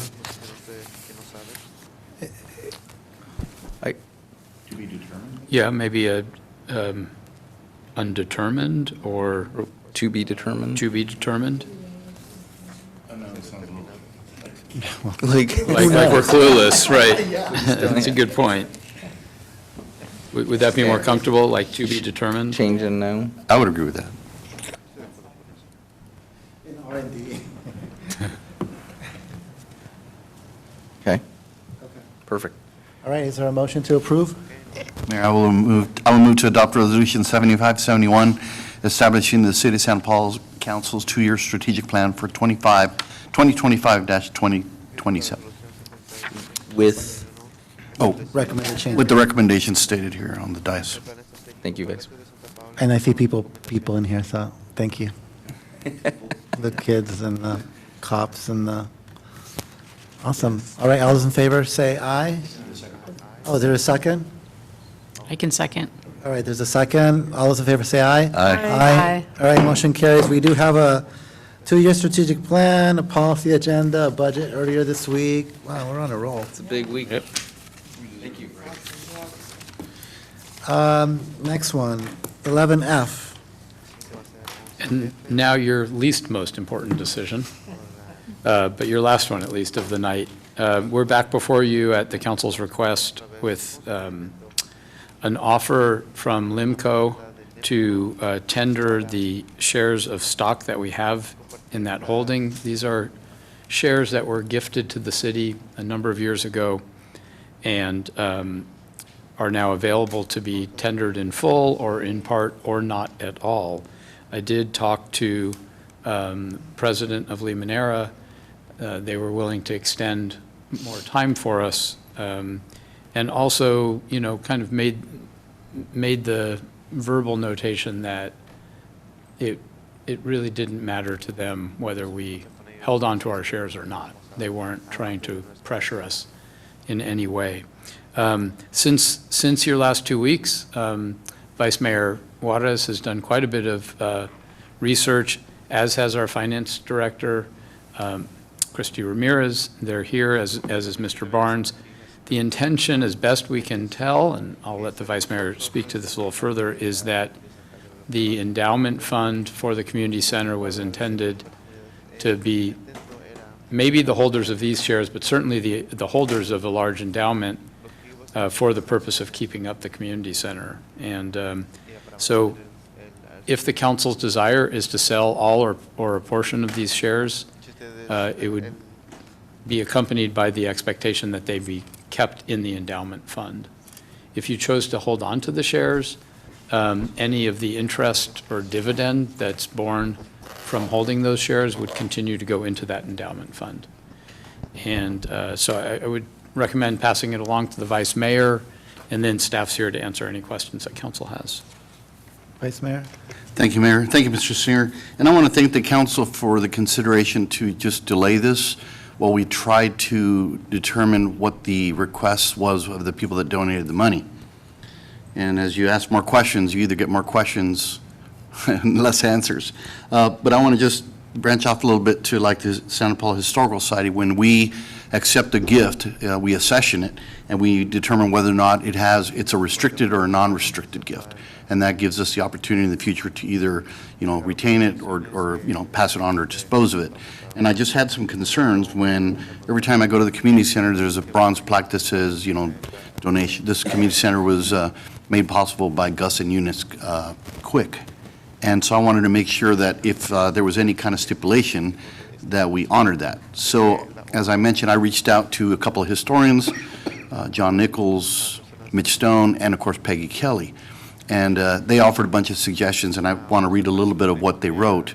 But in addition to that, I also spoke with Kay Wilson Bolton, who was a council member and mayor during the time of that acceptance. And so she knew a little bit about, how the money was coming in and when it was accepted. And she did research of her own because she went home and checked her files. But nobody that I've located thus far can find anything that has any kind of restriction. So the short answer is that we cannot locate anything from anybody that's still alive. And unfortunately, we just lost Bob Russell, who was the person that took care of the finances for the community fund.